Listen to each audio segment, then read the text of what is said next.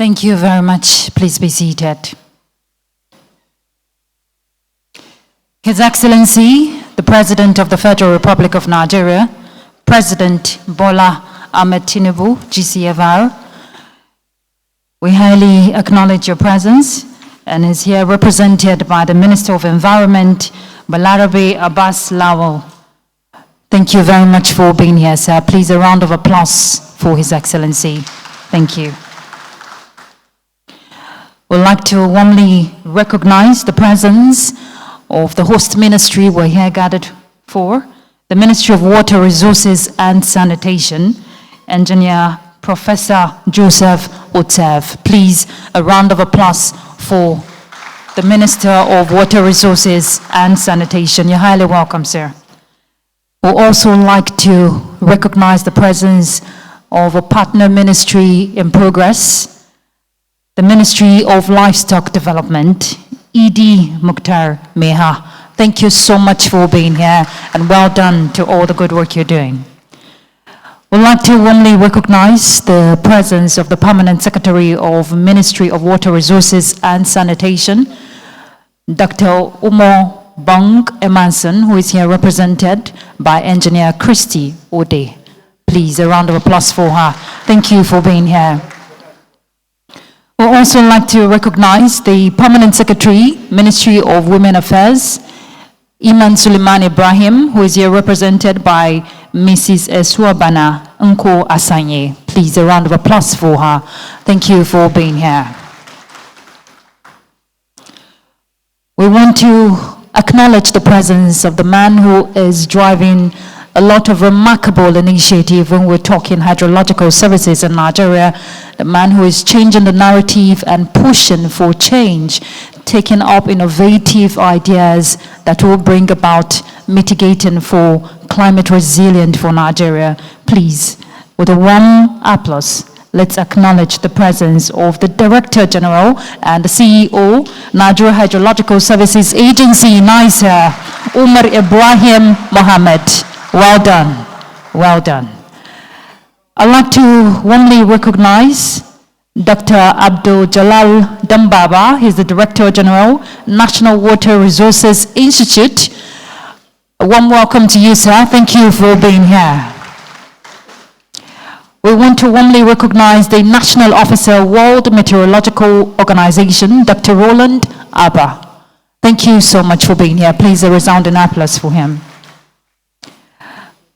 We'd like to recognize a man, of course, during his tenure, brought about a lot of change. He's dogged even till date, retired but not tired. Please help me acknowledge the former Director General of NIHSA, Engineer Dr. Clement Nze. Well done, sir.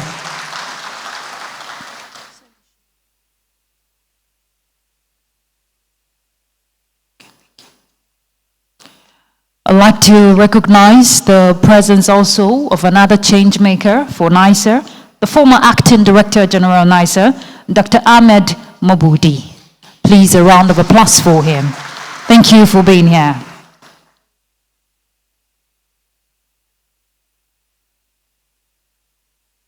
I'd like to warmly recognize representative of the UN Agency for the Coordination of Disaster Risk Reduction. Of course, you know Nigeria needs all the support in terms of mitigating disaster for the country.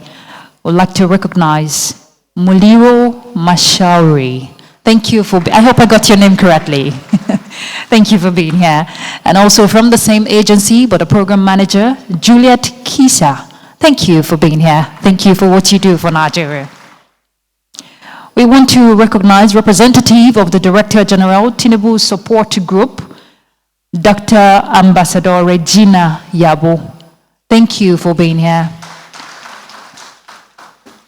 Apologies if we juggling the protocol lists. It's just as the names are coming, we're having them. I'd like to warmly recognize the Director General of the Department of State Service, Adeola Oluwatosin Ajayi, who is here represented by the Assistant Director General, Simulation and Crisis Management, on Mohammed Soso, FSI, PhD. Thank you so much for being here, ma'am. Please, a round of applause.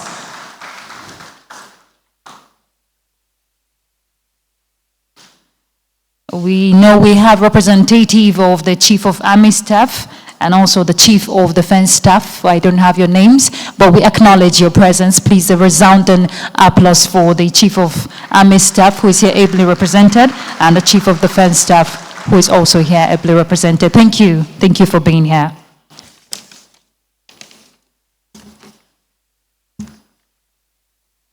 We have gone digital. I don't know why they are still bringing me papers.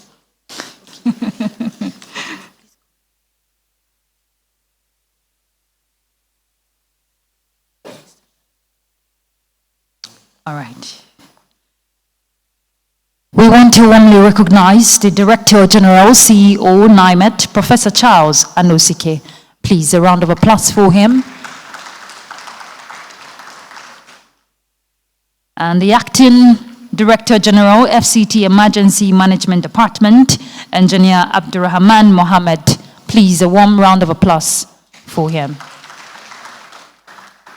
Thank you for being here, sir. And just a little correction for what we called earlier.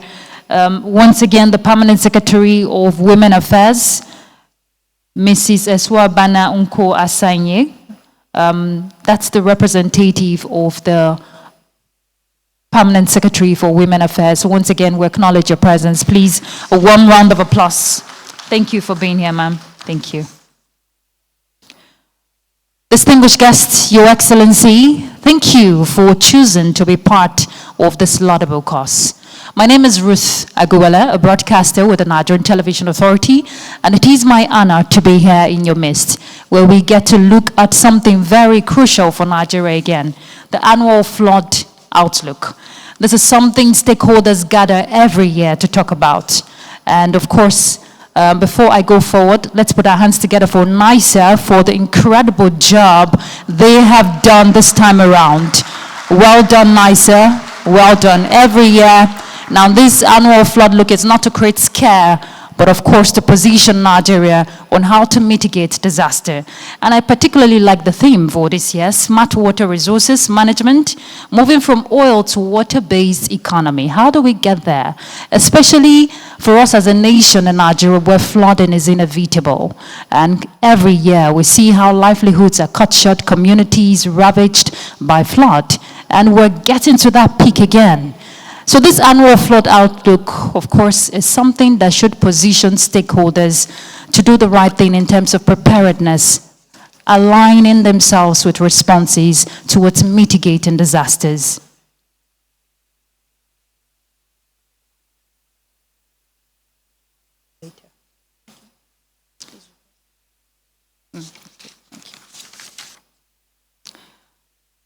Apologies for that. When you're cooking a good soup, they will bring all kinds of ingredients.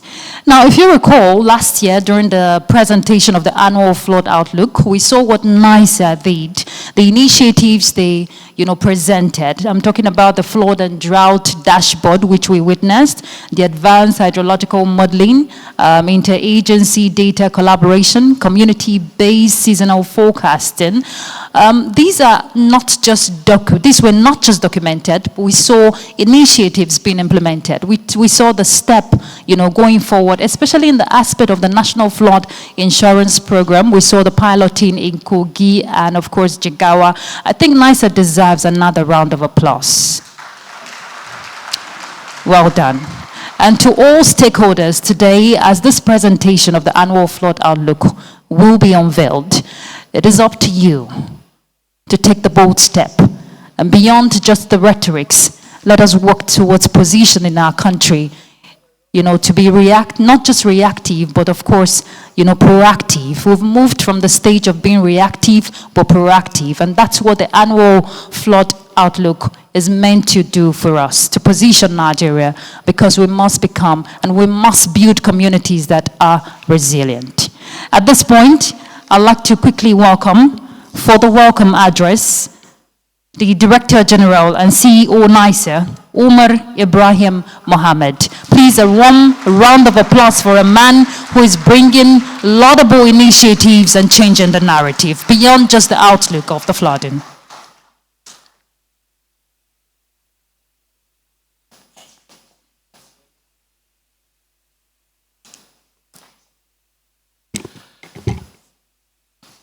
Your Excellency, the President of the Federal Republic of Nigeria,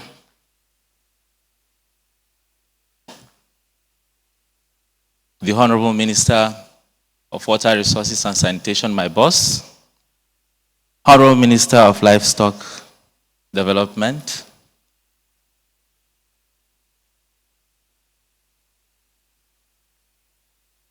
heads of agencies, my colleagues, in particular the DG NIMET, DG Nigerian Institute of Water Resources, Kaduna, our development partners,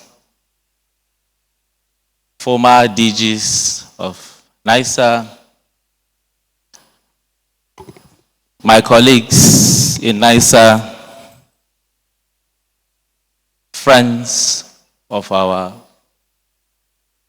collaborative efforts to put this together. Press, good morning all, and thank you for being here today. I would like to start by saying it is with great honor and deep sense of responsibility that I warmly welcome you to the presentation of the agency's 2026 Flood Outlook, AFO, with the theme, Smart Water Resources Management from Oil to a Water-Based Economy. This year's event is particularly significant as it aligns with the renewed hope agenda of His Excellency, President Bola Ahmed Tinubu, GCFR, which emphasizes on economic diversification, infrastructure development, climate resilience, food security, sustainable water management. The annual flood outlook is a critical tool in our effort to support management of the nation's water resources and climate resilience initiative for mitigating flood risks, protection of lives and livelihood in Nigeria. Therefore, has evolved into an important national planning instrument that provides early scientific prediction of flood risks in the country, evidence-based guide for decision makers, and a platform for emergency coordination among stakeholders. In producing this year's forecast, the agency's outlook undertook a comprehensive and data-driven process to provide tailored information for high-risk flood zones and flash flood in urban cities and towns. Building on the success achieved through our 4 publications, we have upgraded from reporting flood forecasts to flood risk intelligence architecture, and from traditional modeling to hybrid AI integrated modeling system to improve forecast reliability, reduce false alarm, and improve the lead time accuracy. Not this alone, the modeling for the 2026 forecast have been conducted in-house. This marks a strategic shift towards enhancing capacity building, manpower development, and institutional resilience. In our resolve to serve the stakeholders better, I'm happy to announce that the agency's flood dashboard had been upgraded to full-scale decision support geo-intelligence system that enable real-time visualization and impact-based flood scenarios. The dashboard is integrated with a dedicated flood mobile app to enhance accessibility and dissemination of flood information and alerts. We have the team of NIHSA's flood marshals at the back end who are on hand to provide assistance and respond to queries. As we present the 2026 AFO today, I urge everyone to pay attention to and do follow-up details and share the information widely for effective flood management so as to better prepare for floods and build resilience of vulnerable communities in the country. On this note, I want to express my sincere appreciation to His Excellency, the President, Bola Ahmed Tinubu, GCFR, Commander-in-Chief of the Armed Forces of the Federal Republic of Nigeria, for enabling the instrument for the agency to deliver on its mandate. Also, the Honorable Minister of Water Resources and Sanitation for his unwavering support. I also extend gratitude to our all partners, technical experts, stakeholders, whose contributions made this work possible. Thank you very much.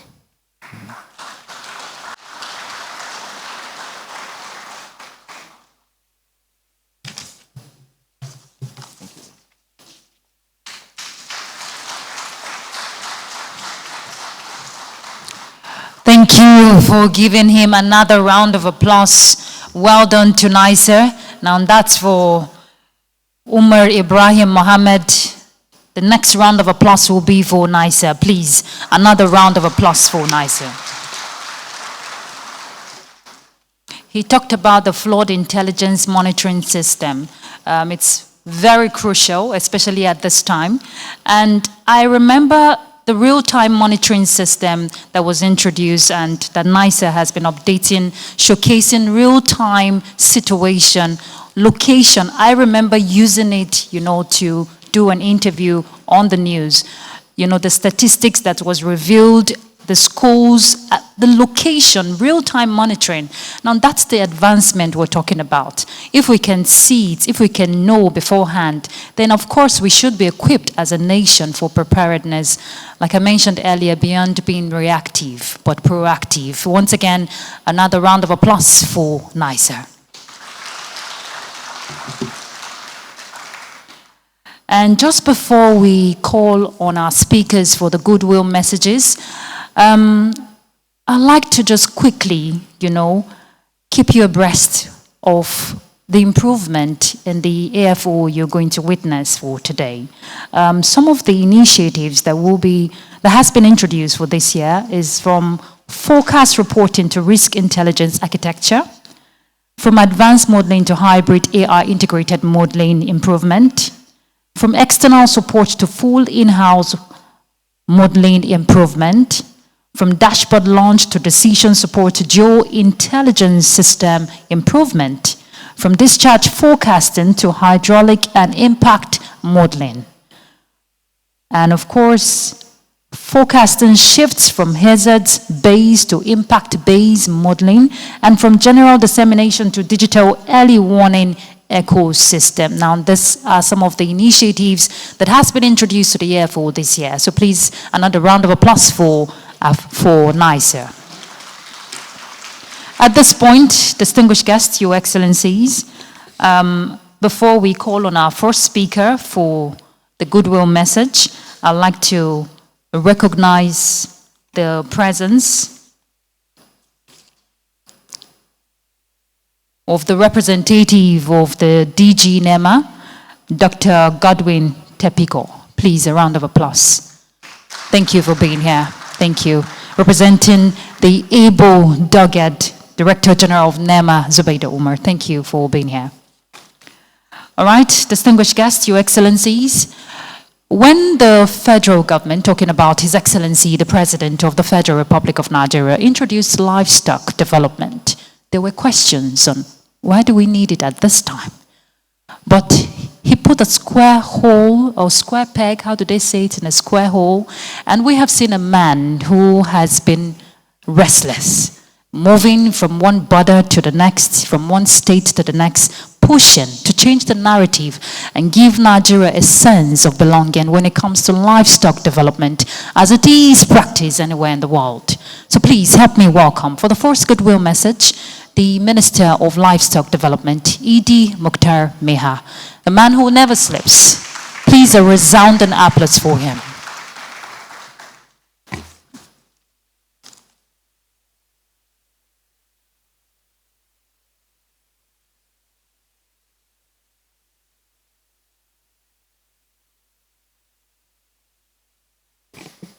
The representative of the CNC, the Honorable Minister of Livestock, the Honorable Minister of Water Resources, the Honorable Minister of Environment, heads of agencies, members of the Diplomatic Corps, development partners, heads of security agencies here present, distinguished ladies and gentlemen.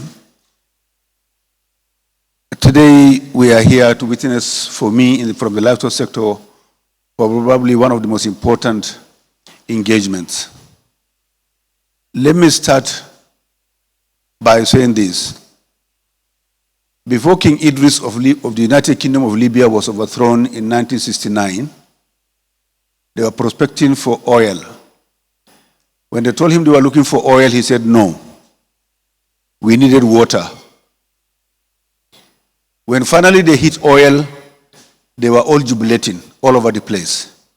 He was a very sad king. They were shocked, amazed, and surprised. They asked him why. He said, water will make you walk.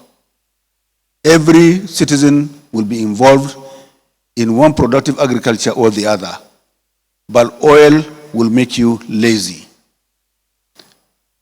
That statement was very, very profound. And the rest is history. Look at countries today with monocultural economies that are based on oil. How many of its citizens are working? If it were the reverse, if you had water all over the place, then you have every citizen of that society fully, productively, economically engaged. For us in the livestock sector in the country today, at the center of the crisis we are going through in this country is competition for two acute resources, land and water. Water is indispensable, is the major driver of life. And therefore, this engagement today couldn't have come at a better time. We in the livestock sector, the transformation we're embarking on today, we have a partner in the Federal Ministry of Water Resources and Sanitation and the Federal Ministry of Environment. We pick from both to be able to survive. We've been having conversations with NIMET and many other predecessors under the Federal Ministry of Water Resources. Our transformation is science-driven, facts-based. We need water. An average cow will take probably 70 liters per day. The exotic species will take 120 liters per day, particularly during the dry season. Water is key, water is life. We are here to witness this engagement, all the revelations, all the scientific facts that are going to drive the transformation of the livestock sector in the country today. As we embark on rehabilitating the 417 grazing reserves, our number one consideration in each of these grazing reserves is the geological presentation of the area, the availability of water, the level of the aquifer, and the sustainability of water, the availability of water throughout there. It is very, very important. Otherwise, you don't talk about sedentarization if there's no water. Animals can do for 2-3 weeks without fodder. No animal can survive for a particular number of hours without water. 80% of the body of the animal is made of water. 83% of the consumption of milk, fresh milk, is made of water. Others are solid based, etc., etc. Somatic cell counts. This engagement is key. We are here, body and spirit, to take in all these things, and here we are to be with you. Once again, my colleague, Professor, I don't want to mention other names. We have a joking relationship. He's a thief man. He has eaten my cows. And we are with you. Thank you very much on behalf of the Federal Ministry of Livestock Development for this wonderful engagement today. We are going to be part of it, and we are going to benefit from every facet of knowledge that is going to be given out here today. Once again, thank you very much. Unsu. Thank you.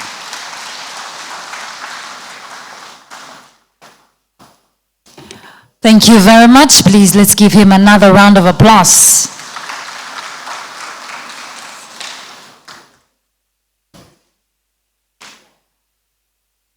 You can't talk water without the environment, and now we're seeing livestock. So it is indeed a very strategic collaboration we're having here. Please, a round of applause for the three ministries who are teaming up for national development. Your Excellencies, distinguished guests, our next speaker will be the Director General of NIHSA. Please make welcome Professor Charles Anusike.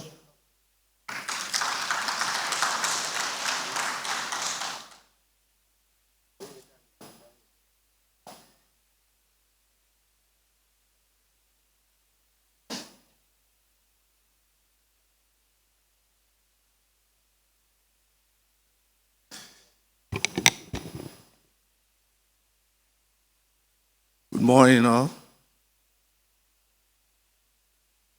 The Honorable Minister of Water Resources, Professor Joseph Utef, the Honorable Minister of Livestock Development, NIHSA, my brother, DG NIHSA, distinguished stakeholders, I bring you compliments from the management and staff of the Nigerian Meteorological Agency.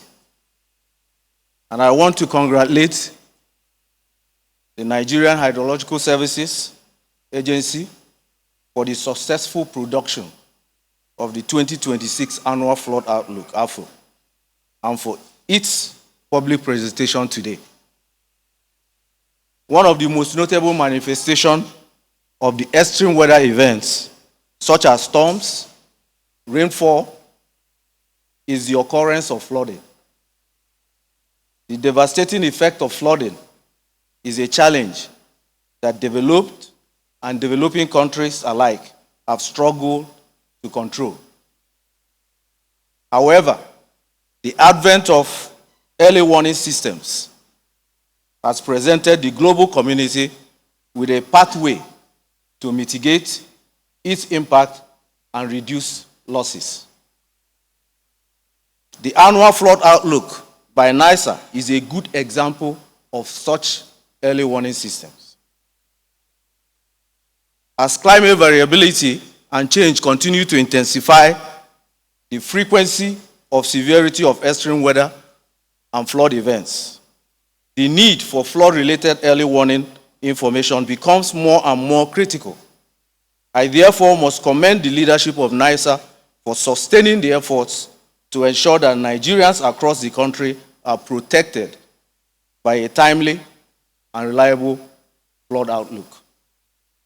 NIMET and NIHSA are sister organizations in the World Meteorological Organization, as well as in disaster risk preparedness and early warnings in Nigeria.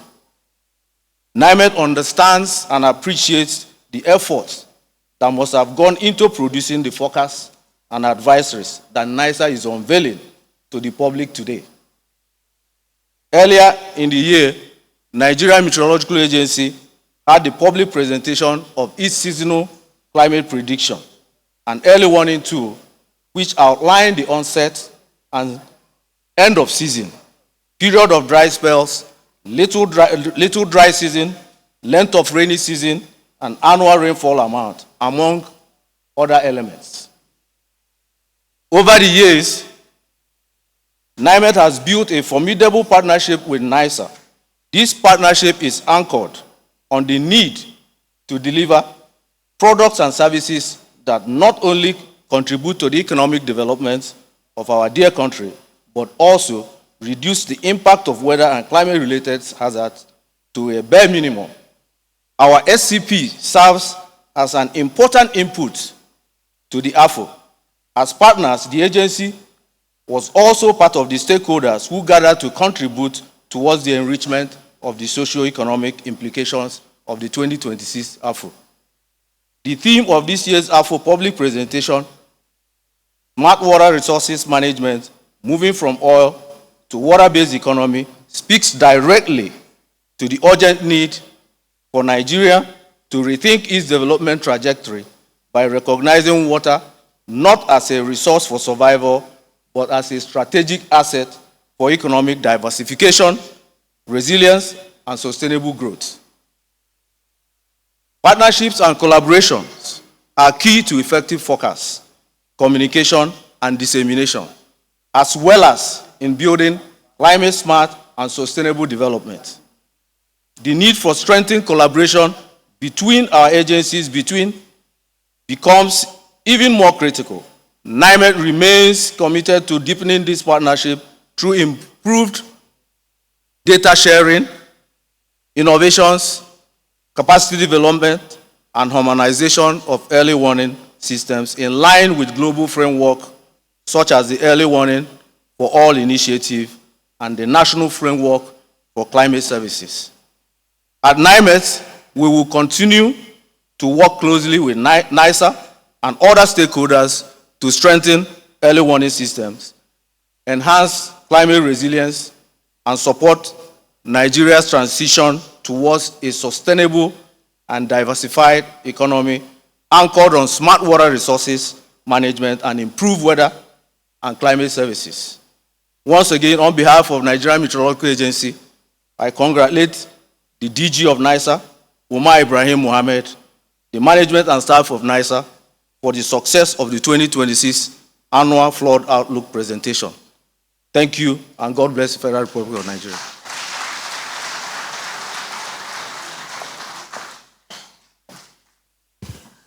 Once again, let's appreciate Prof for what he's doing for NIMHSA and of course enhancing and strengthening that collaboration with all the related agencies. Please, once again, let's appreciate Professor Charles Anusike.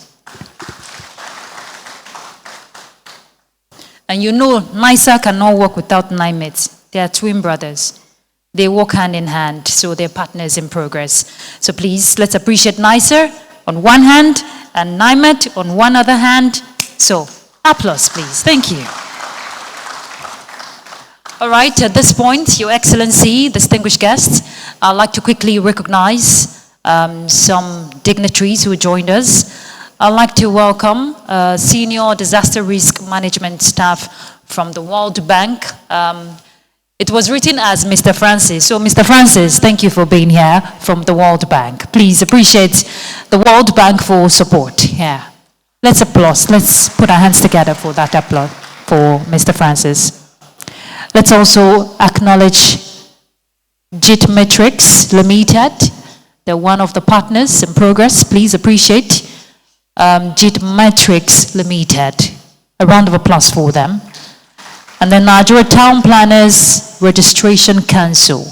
You know, when you are moving people from flood-prone areas, you know you need these town planners to help you know the strategic places that people should build on, because most of these disasters we see is when people build on waterways. So let's appreciate the town planners who are doing remarkably well. Nigeria Town Planners Registration Council, they're here. Please appreciate them. We also like to recognize Lokoja Dialogues, another partner, here represented by Mrs. Elizabeth Egariba. Please, a round of applause for her. Thank you for being here. Your Excellency, distinguished guests, our next speaker will be from the National Water Resources Institute, the person of Dr. Abdul Jalal Dambaba. Please, a round of applause for him. .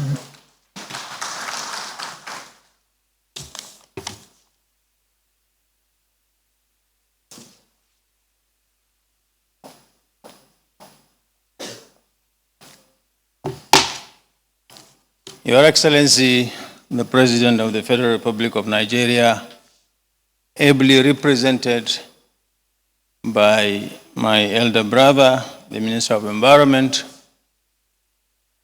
Your Excellency, the Honorable Minister of Water Resources and Sanitation, my Minister, my brother, NIHSA, the chief host of this very special occasion, and equally also recognize the DG NIMET, who are all concurrently the most important agencies trying to put us on track.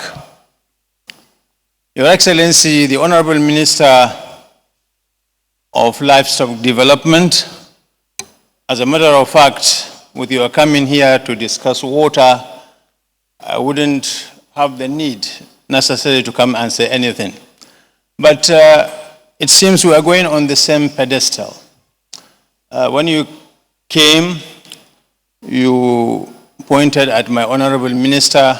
You know the relationship of those who rear cows and those who consume them. So even if you hear any fight, you don't have to intervene. As a matter of fact, when I was appointed and I came for courtesy and introductory visit to my Honorable Minister, and I happened to know where he came from. So when I was coming, I carried a small gift to him and the Permanent Secretary. That time it was Mr. Richard Filangwa, now in Ministry of Defense. So when we greeted and had a conversation, I took the gift and gave it to the PAMSEC and also to my Honorable Minister. I told him, I'm bringing gift in my first visit to you because I'm paying a ransom in advance so that our cows will be allowed to rest in peace and in our ports. So the Permanent Secretary said, Honorable Minister, did you hear what the DG said? He said, no, he's talking of Kilishi. Yes, I know Kilishi. He said, he's bringing it as a ransom so that you leave their cows alone. But with the Minister of Livestock Development saying anything, I'm only recapping as a history. Your Excellencies, the National Water Resources Institute, the only institute concerned with that in Nigeria, is also occupying a very strategic position with the relevance of water and even the empirical consumption of water by animals and humans. It's closely underline the importance of water. I can say that perhaps, apart from Agric, we are the agency that God has given divine resources to be in charge. Therefore, life is water, as mentioned by the Honorable Minister. But also, the quantum of that water at the time of need and at the purpose required, when it exceeds certain threshold level, becomes inimical. And therefore, the NIMET and also the NIHSA came in. I think in February, we attended the seasonal climate prediction under the Honorable Minister of Aviation, but the main event was geared by the Director General NIMET. And in that, I remember, in this prediction, there are similar things. It's encompassing a wider perspective of seasonal happenings and predictions in terms of agriculture, in terms of rainfall, in terms of early planting, and perhaps the flood consequences. If I remember correctly, on page 27 of that document that was unveiled that day, the climate prediction mentioned in the second paragraph of that page that the prediction of this year indicates normal to below normal rainfall activities across most part of the country. However, areas such as Ebonyi, parts of Kebbi, Niger, Abia, Cross River, Akwa Ibom, Kaduna, and the FCT, due to excessive rainfall predicted, may result in flooding. So including where we are today here. Therefore, already we've been sounded early warning. I'm not saying it's starting from Abuja, but Abuja inclusive. So NIHSA has done a lot of work, particularly warning on early planting, because the rainfall for the year will be early enough. Therefore, these two organizations are setting us on course. But one very important information of recent that my brother in NIHSA took was gathering for fundraising. So when he invited me and I thought deeply about it, I found him one of the most wisest in terms of preventing water disaster and management of that disaster by gathering for fundraising. Because it is before the rain comes that you gather the fund, not after many houses have been destroyed, farmlands destroyed. I commend you for that initiative.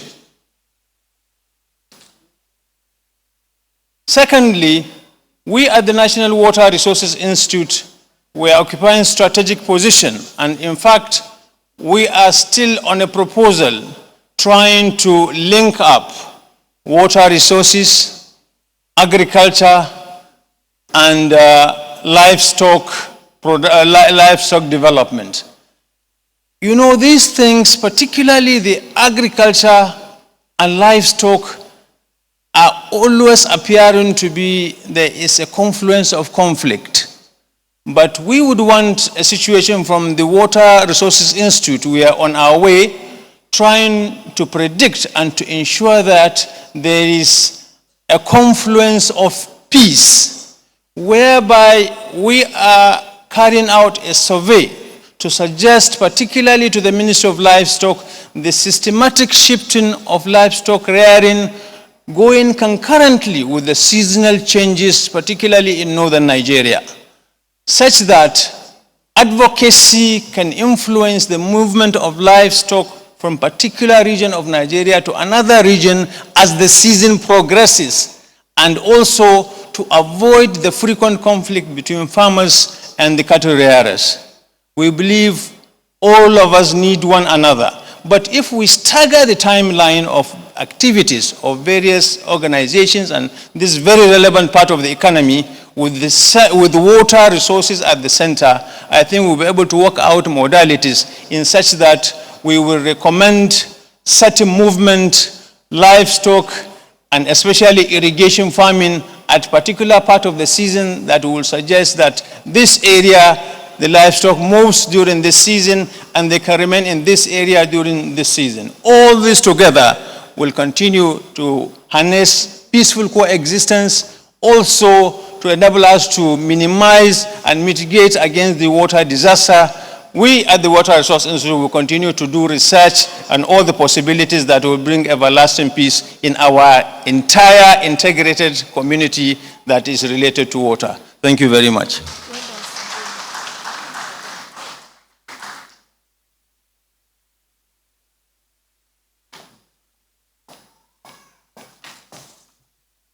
Let's appreciate the DG, National Water Resources Institute. Thank you so much, sir, for what you're doing at the Institute. Thank you for propelling the course for water resources management, now that we're talking water-based economy. Your Excellency, distinguished guests, with your kind permission, I'd like to warmly recognize the presence of the Managing Director, CEO, of Sokoto Rima River Basin Development Authority, Abubakar Malam, MFR. Please, a round of applause for him. Thank you for being here. And Your Excellency, distinguished guests, with your kind permission again, I'd like to once again acknowledge the presence of our armed forces because they play a strategic role when we're talking disaster management. They're partners. So I'd like to recognize the Chief of Defense Staff, General Olufemi Oluyede, who is here represented by Air Vice Marshal Aisani. Thank you for being here, sir. Thank you. Thank you. And also the Chief of Army Staff, Lieutenant General Wadi Shaibu, who is here represented by Brigadier General Kesi Wa. Thank you for being here. Please, a big salute to our armed forces. Well done for the good job you do. And thank you for always collaborating, working hand in hand with NEMA. We see what you do. We commend you. Your Excellencies, distinguished guests, at this point, and talking about NEMA when it comes to disaster management, of course, you know they're always ready, always proactive, even though we don't want disaster in the country, but of course they have been strategically positioned to ensure that disaster risk is well managed. Please, let's welcome the representative of the Director General, Zubaida Umar, who is here represented. Please, a round of applause for him.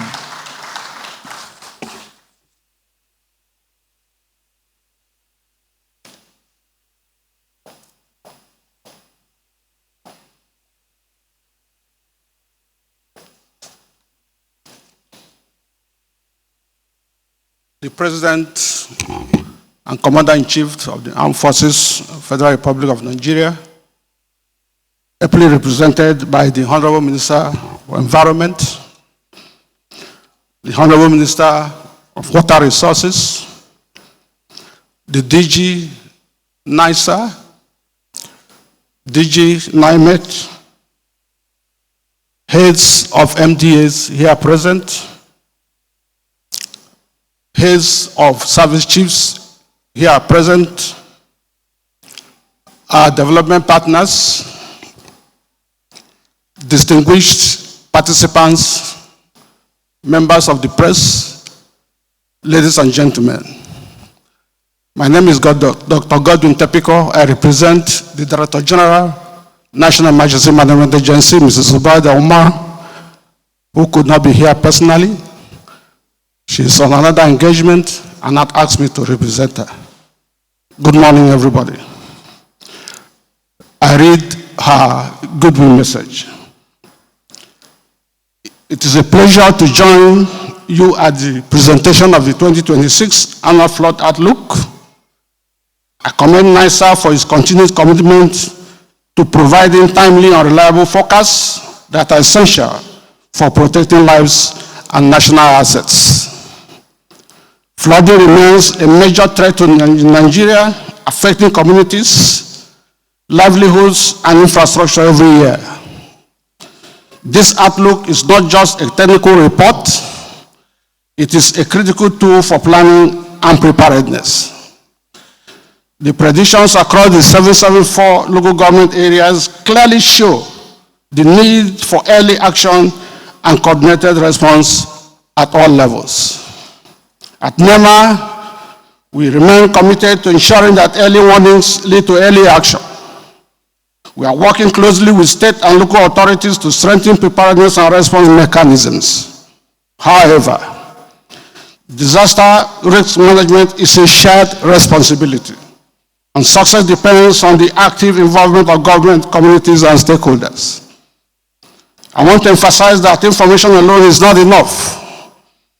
What matters is how we act on it. I therefore urge all relevant authorities and citizens to take preventive measures seriously, including adherence to advisories, proper environmental practices, and timely preparedness actions. As climate change continues to intensify weather patterns, the theme of this year's outlook, smart water resources management, moving from an oil to water-based economy, is both timely and important. We must adopt smarter, more sustainable approaches to managing our water resources while strengthening resilience across the country. In conclusion, let us use the insights from this outlook to act early, work together, and reduce the impact of flooding in our communities. Thank you for your attention.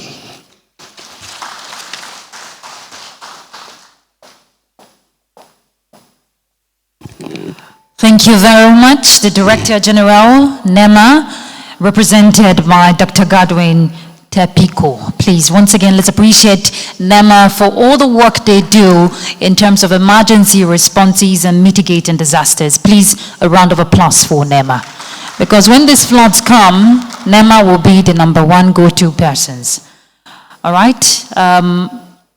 Moving on, distinguished guests, ladies and gentlemen.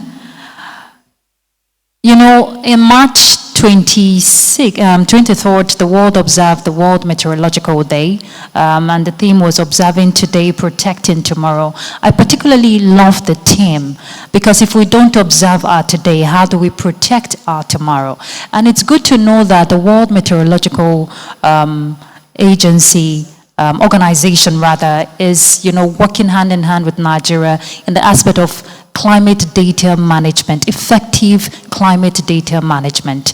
So please, let's welcome representative from the World Meteorological Organization, the national officer, Dr. Roland Abba, for his goodwill message. Please, a round of applause for him.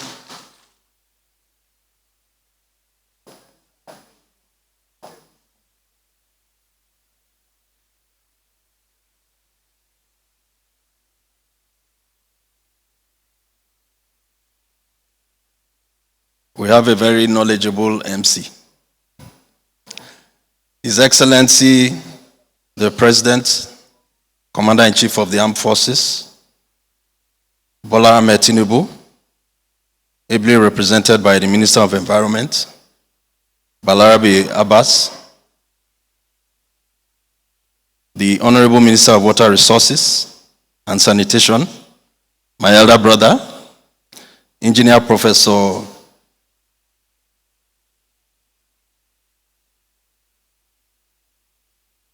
Joseph Telomun Utsev,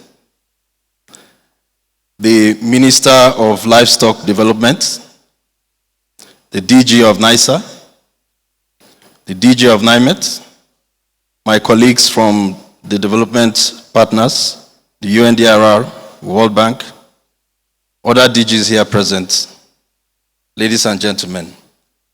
My name is Roland Abba, and I'm here to represent the World Meteorological Organization representative for North, Central, and West Africa, Bernard Gomez, who is unavoidably absent on mission to Ghana.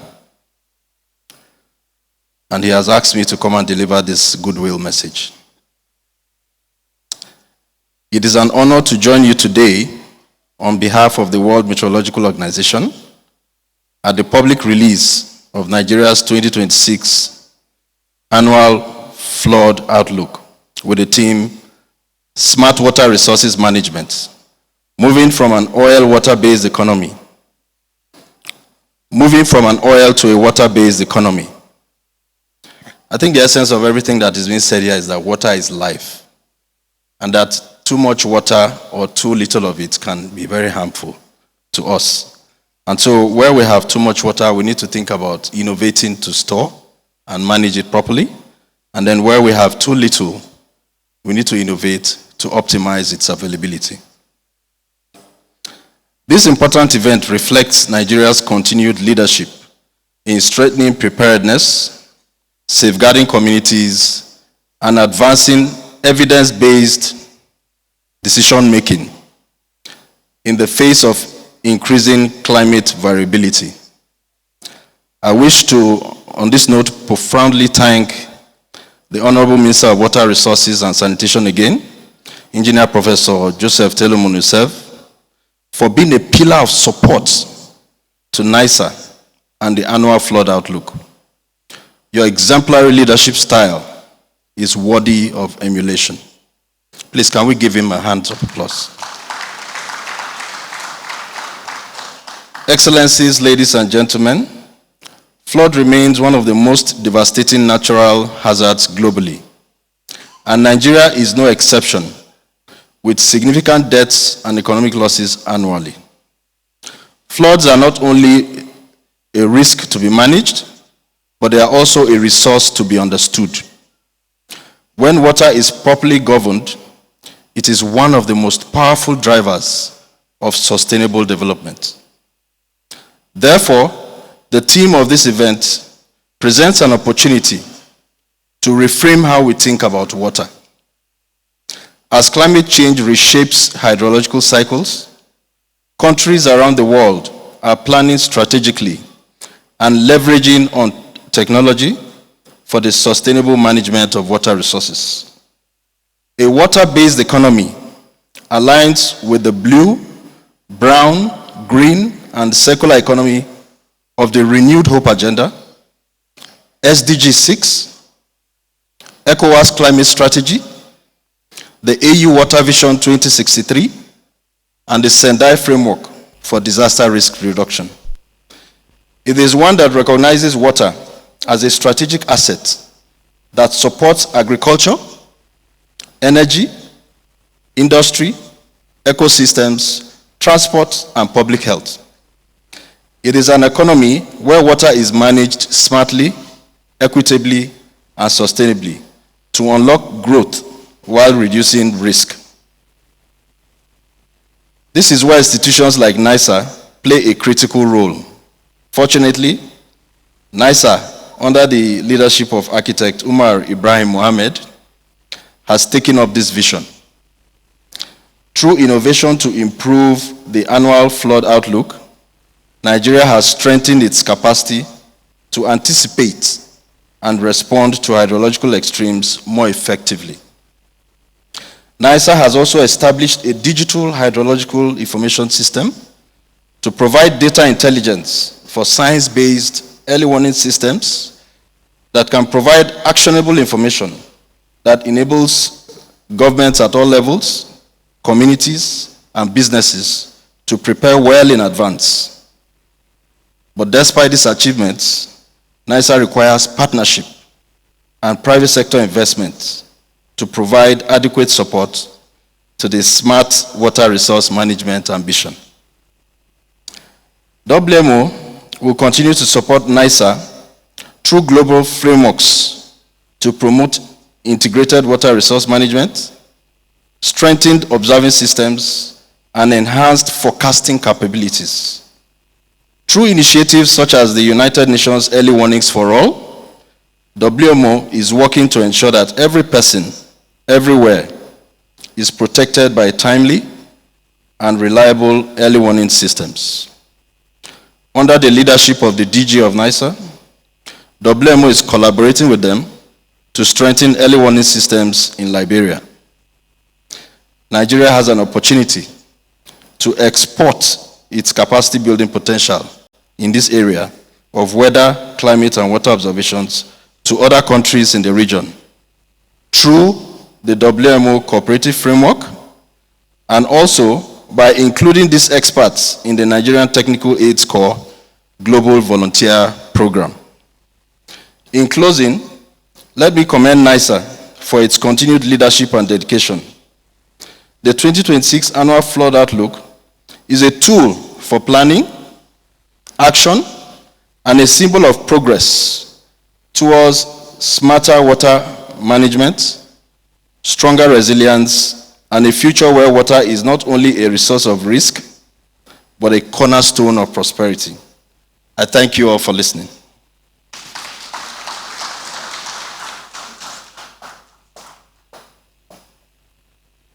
Thank you very much, National Officer from WMO. Let's appreciate him again, Dr. Roland Abba.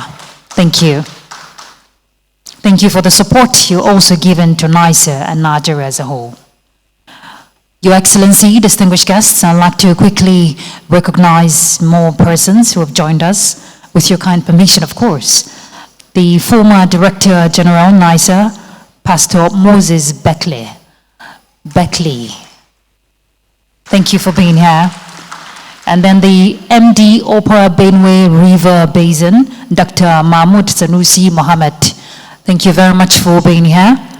And also would like to recognize Director, Center for Disaster Risk Management and Development Studies, Uniport, Professor Mbe, forgive me, Daniel Mbe. The name comes up again.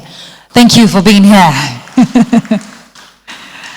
All right, Your Excellency, distinguished guest, of course, we have partners who are supposed to join us online for their goodwill messages. So I don't know if the media is ready. Let's hear from Agreement, the Director General Agreement, not the agreement you know, Agreement. Dr. Gugu Baza Kosigan Dayo. I think I'll leave it with Dr. Dayo. Dr. Dayo, let's find out. Is it a playback or we're joining live? Media? I'm here. Okay, great. Good to have you, Dr. Dayo. Your name is a handful, is a mouthful, like the water, like flood. You know, it's so much water. But good to have you join us, Dr. Dayo. So we'll stick with Dr. Dayo. So if you're ready, please just go ahead and share your remarks with us. Thank you very much.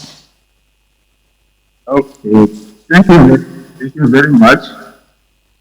Excellencies, Honorable Ministers, DG of NIHSA and DG of NIHSA, distinguished stakeholders, ladies and gentlemen, good morning all, and thank you for inviting us. My name is Dayo Gibaza Kosigo, DG of Agreement, Regional Climate Center for West Africa and the Sahel, based in Niger, Niamey. It is with a great pleasure that I extend warm congratulations to the Nigerian Hydrological Services Agency, NIHSA, on the release of the 2026 Annual Flood Outlook. These achievements reflect the agency's advanced hydrological forecasting skills and its unwavering commitment to safeguarding community and critical infrastructure across Nigeria. The annual flood outlook has become a flagship initiative in West Africa, with Nigeria standing among the few countries in the region that consistently convene this important forum. At Agreement Regional Center, our mandate is to support national meteorological and hydrological services in delivering climate and hydrological services that protect livelihood and ecosystems. The Memorandum of Understanding recently signed between Agreement LCC and NIHSA underscores our shared vision for collaboration, and we are proud of the joint activity already taken under this MOU to enhance early warning systems, capacity building, and data harmonization across ECOWAS regions. This year theme, Smart Water Resources Management, moving from an oil to water-based economy, resonates strongly with agreement missions to promote sustainable resource management and climate adaptation. It highlights the strategic role of water in driving development, resilience, and prosperity for our communities. On behalf of Agreement, I commend NIHSA for its leadership and innovation, and reaffirm our commitment to deepening collaboration with national meteorological and hydrological systems and partners. Together, we will continue to advance regional solidarity, scientific excellence, and sustainable development. Congratulations once again to NIHSA on this milestone. May the 2026 Annual Flood Outlook serve as a beacon for proactive action for all stakeholders in Nigeria and inspire greater cooperation across West Africa. Thank you very much for your understanding. Thank you. Thank you very much, Dr. Dayo, for that remark. Thank you. And well done for what you're doing in terms of strengthening climate services in the value chain, of course, from the Sahelian to the West African region. Please let's appreciate Agreement RCC again. All right, our next speaker joining us online, Professor Mansour.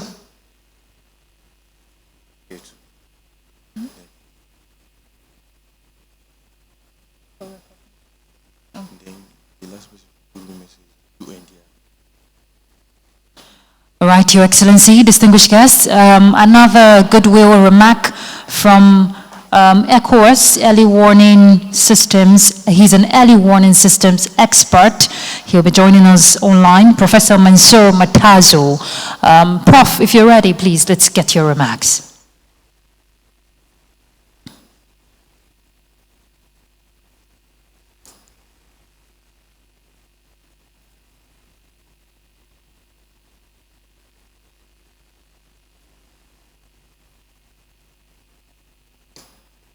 Is it a playback or we're joining him live, just like Dr. Dayo?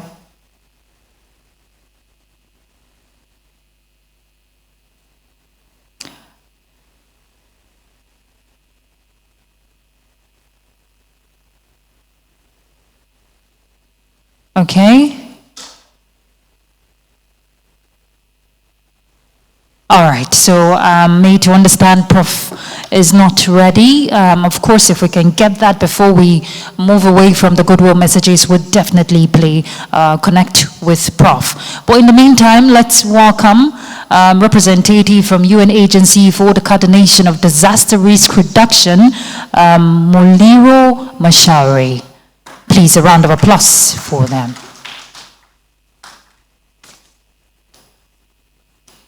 And I'd also like to recognize the Ministerial Advisory Policy Council who are present here. Thank you for being here.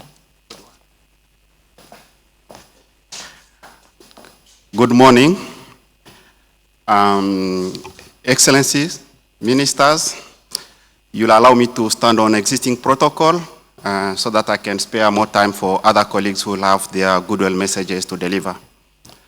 My name is Mashauri Moliro. I'm the UNDRR, United Nations Disaster Risk Reduction representative for West Africa and liaison with the ECOWAS. I wanted to reflect on three important aspects, but the first one has been well covered. So when I was reading the speech by His Excellency the Minister, I realized that I need to drop it. I wanted to reflect on the water-based economy, whereby flood should not be seen as a threat, but as an economic opportunity. But that speech really covered my first point, so I dropped the theme, but it was a well-thought theme. And whoever came up with this really had in mind that water is a benediction, water is a blessing. So now my first point is about the leadership. First, I wanted to commend the leadership of His Excellency the Minister. We are seeing that flood is becoming a government priority on a positive note, not as a threat, but converting flood and the resources that come, the water resources, into an economic opportunity. That comes from the bottom, and this is a very important leadership message that we are receiving. The second aspect is about the strong political will, whereby we have all these ministers, all these director general, all these directors, all the technical people in the room just to discuss, brainstorm about flood. That's a very strong political dimension that we are getting from this specific event. And the third one, we are looking at Nigeria as a leader. So many countries, we are covering the West Africa region, so many countries have expressed the need to work with Nigeria, to learn from Nigeria. So not only a concern for the Nigerian people, but also we are trying to look at Nigeria as a leading nation to drive this agenda. We had a privilege to bring the delegation from Liberia to meet with NIMET, to meet with NEMA, to meet with NIHSA, and they came out very strong looking at Nigeria to lead the discussion, to work closely with them. So His Excellency Ministers, I think we will spare some resources also to help other countries that we are looking at Nigeria in terms of support and also driving this agenda. And I think from our side, from the partners, we are willing to work closely with our counterparts, either it's NIMET, NEMA, or NIHSA, to ensure that this agenda does not stop with this event. It does not stop with Nigeria. We want to extend all this work that you are doing to other countries in the region. So I think it's part of the discussion we have started with the Director General, which I do appreciate your effort, your leadership, and we are looking at Nigeria in terms of taking a more leading role toward helping other countries or driving this agenda forward. Lastly, I think this also reflected in the agreement concern statement about the Africa annual flood outlook. It's unique. We are covering quite a number of countries, but we need to say it clearly that very, very, very few countries have this perspective, trying to put there the numbers, anticipating what this flood will cause, so that we don't react, but we anticipate. The most important element will be, what do we do with the forecast that's generated today? Should we wait? Or this is the moment for us to put our action together to ensure that we can do something to protect the livelihood, to protect the lives. So I think it's very important work that we are having this Africa annual flood outlook, and we tend to ensure that so many other countries will emulate this great work that is being done. So that was my first point on the leadership, and we really count on Nigeria to drive this agenda moving forward. The second aspect was discussed by the Director General of NIMET on the Early Warning for All initiative. The Early Warning for All initiative is the initiative that was launched by the UN Secretary General, Guterres, and the key message here is to ensure that every person in Nigeria is covered by an early warning, wherever they are. It started by having more of a political launch of the event. It was initiated in 2022, but in so many countries, about 28, 29 countries, we have had the launch of this initiative. I wanted to say that it's a bit delayed here, but in terms of the launch, but in terms of system, tools, Nigeria is really far ahead. And that commitment, that target to ensure that we have the early warning for all and to have a coverage, a national coverage by 2027 is likely to be met if we follow this trend led by NIHSA, led by NIMET and NEMA. So this is a very important aspect, and we are really pleased as partners to see the good work being done here. So the last, now this was not my point, the third point of my communication in coordination. What is more important, what is more pressing is how all these institutions are coming together, working closely. When we have Director of NIMET, they are close to him, the Director General of NIHSA, close to him, the Representative Director General of NIMET, NIHSA, the Institute, the academia. That coordination, I think, is the cornerstone of everything that you are likely to achieve. And we really call upon all partners to join this initiative and to ensure that we can deliver on this very important aspect. So from the side of UNDRR, we really stand ready to walk this journey with NIHSA. We stand ready to work this journey with NEMA, who has been our entry point in Nigeria. We stand ready to work with NIMET, not only on the Early Warning for All initiative, not only on disaster risk management. We stand ready to work with everybody to ensure that disaster risk is reduced. Thank you so much.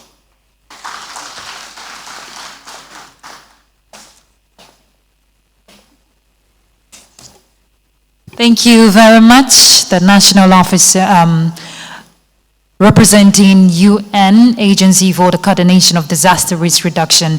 Please, let's put our hands together for UNDRR. Thank you. All right, Your Excellency, distinguished guests, moving on, I'd like to quickly recognize more persons who joined us. This one has been with us, and of course, he's a part of the NIHSA family, the former director, Hydrogeoinformatics. I hope I got that. NIHSA, he's been with us virtually. We see you, Mr. Ibrahim Adamu. Thank you for being here. Please, a round of applause for him. He's been with us online. I'd like to also recognize the former Executive Director, Nigeria Integrated Water Resource Management, Engineer Umar Magashi. Please, a round of applause for him. Thank you for being here. And also, the Acting Chairman, Nigeria Atomic Energy Commission, Dr. Engineer Anthony Ekedegwa. Please, a round of applause for him. Thank you for being here. All right, and moving on, Your Excellencies, distinguished guests, at this point, we'll just get to the point where we get to hear what this flood intelligence monitoring system for 2026 of the AFO, holds for us. We saw the improvement for 2025, and we also heard earlier when I rolled out the improvements for 2026 AFO. So let's welcome a brilliant, vibrant man. He's the head of GIS unit from NIHSA, Mr. David Tuna, to take us through the NIHSA flood intelligence monitoring system. Mr. David, are you ready? Great. Please, a round of applause for David. And what we saw NIHSA did last year, I told you earlier, the real-time monitoring, which is really comprehensive. It takes a lot of rigorous work, to get that done. And we've seen the improvement, but we want to see it in detail, what it will look like for us this time around, talking about the flood intelligence monitoring system. Once again, let's welcome David Tuna.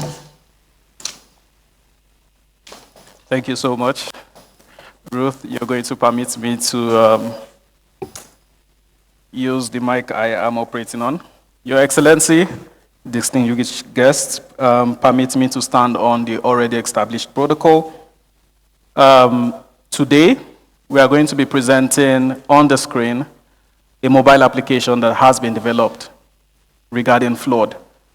But before this, series of research has gone into play to ensure that we are not developing a mobile application just out of the blues, just because we want an intelligent system. We want a system that will be serving critical purpose. And part of this research is a pilot study that happened in 3 states particularly, Jigawa, Yobe, and Sokoto. The pilot study is about multi-strata flood risk communication mechanism, where we are trying to link directly the community with our AFO. Research was to help us understand how the grassroots were perceiving our AFO. We forecast every year. We are very certain that it gets to the grassroots level. We want a feedback mechanism where we can communicate with them directly. How are they seeing our forecast? What is their confidence level on our forecast? How do they interact with our forecast? How will they be communicated? What are the strategies and mechanisms that are to put in place that they would prefer to be communicated on? So this research in 3 states happened in 265 communities, where we identified respondents on a project called the Flood Marshal. And on this research, 83.9% experienced flooding, 41.90% were not aware of AFO. Then, together with those who have experienced flooding, we started asking questions. How would they be preferred to be communicated with? Text messages, radio, television, and 29% of these responders mentioned that they would prefer social media. Some particularly mentioned WhatsApp. 22.6% mentioned they would prefer radio. Another 22.6% SMS, and others, 19.4% town criers. And then we went further to ask, how, in method of communication, which level of communication do they trust the most?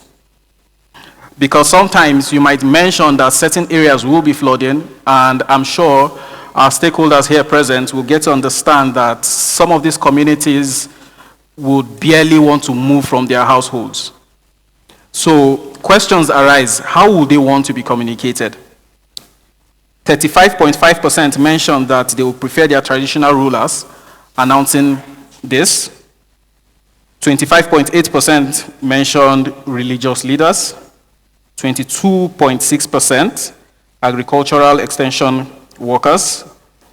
Over 9% LGA authorities, others from friends. Together with these are some of the findings and pilot research that we have been going into that has been prompting the development of an intelligence system in trying to communicate with the grassroots. And today we'll be going through a mobile application called the NIHSA Flood Intelligence Platform that was created to communicate the AFO with the grassroots and also get reports back with them. Just because this mobile application was created by NIHSA does not negate the fact that it is important our stakeholders key into this. In fact, it was created for the purpose of that, not for NIHSA alone. Housing all of us together and communicate with the general public. We'll go through the layers. The mobile application has a series of layers and functions spread across. The section that has been created permits me to go through the screen and point particularly where. On these layers, we have series of uploaded data, some of which are coming soon when we start keying into our stakeholders. Some have been uploaded, particularly the AFO. And then there is a section that can take us through on how to use this mobile application. Very soon, I will be calling one of my colleagues to come up on stage. To come up on stage and do some little demonstration. But before I do that, this section will take us through how to use the app and explain all of which we need to know. Let's go back to the layers. And then we have a section for the annual forecast. We have a section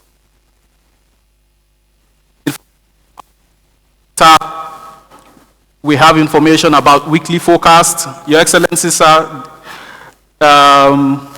if I may remind you, last year, you were aware we started our weekly forecast. And this year, we are integrating it into a mobile application where the general public can have access to it. We are trying to limit the channel of communication to ensure that everybody have access to this right on their phones. So now we can get to see the annual flood forecast, the communities, the states, all of which on the screen, as well as our weekly forecast. Also putting in mind for those who could not speak English, we have a section where we can change languages from English to Hausa, Yoruba, Igbo, and French. And then we can see something just below here scrolling while I was speaking. This section, we have a system embedded in the app where alerts will be dropped and then it flows right at the bottom of the screen. We are going to discuss about the app very soon, or rather this section for the alerts, and then we'll get to understand why it flows on the screen below. Let's go to the dashboard. So the first section up there is on the map. Then we have a dashboard that gives a summary overview of all uploaded information on the mobile application, and then we can get to navigate and see more information about it. We can also navigate by states as well. And when we switch languages, it changes all across the mobile application. Let's go to the next layer, flood marshals. In 2025, my Director General, CEO, Umar Ibrahim Mohammed, started a project called the Flood Marshals. And we started it as a pilot last year, where we had a small community of people who, when they hear information about flooding, they post on this platform in a process of communicating to all of us about the current happenings of flood. This year, through his leadership, we migrated that little group into a chat system embedded on the app. What this means is now, with access to this app, you can discuss about flood situations in the country across stakeholders. Regarding this, we get to understand how important it is to limit the level of users coming into it, into the app, and message some irrelevant information. With that, we had to ensure that only those who have been verified by NIHSA can chat on this app. At this stage, the verifiers on this mobile application are for NIHSA alone. But hopefully, after today, we are expanding the level of verifiers across all stakeholders, so as to have our stakeholders on the back end as well. That is the purpose of it. But at this stage, we can only get to see send. Help me sign out of the app so we can get to see what a general viewer would see. Sign out from this account. Perfect. Go back to flood marshals. So on this right now, those who are not signed in or verified cannot make any chats until they sign in. When they sign in and we confirm the persons and where they are from, then they can chat on this box and the general public will get to see. On this chat, we also have different channel levels. So it is not just a general platform for everybody. We also separated it at national level as well as state level. So when I go to the channels here. Sorry. Yeah. Hey, everybody will say they need money.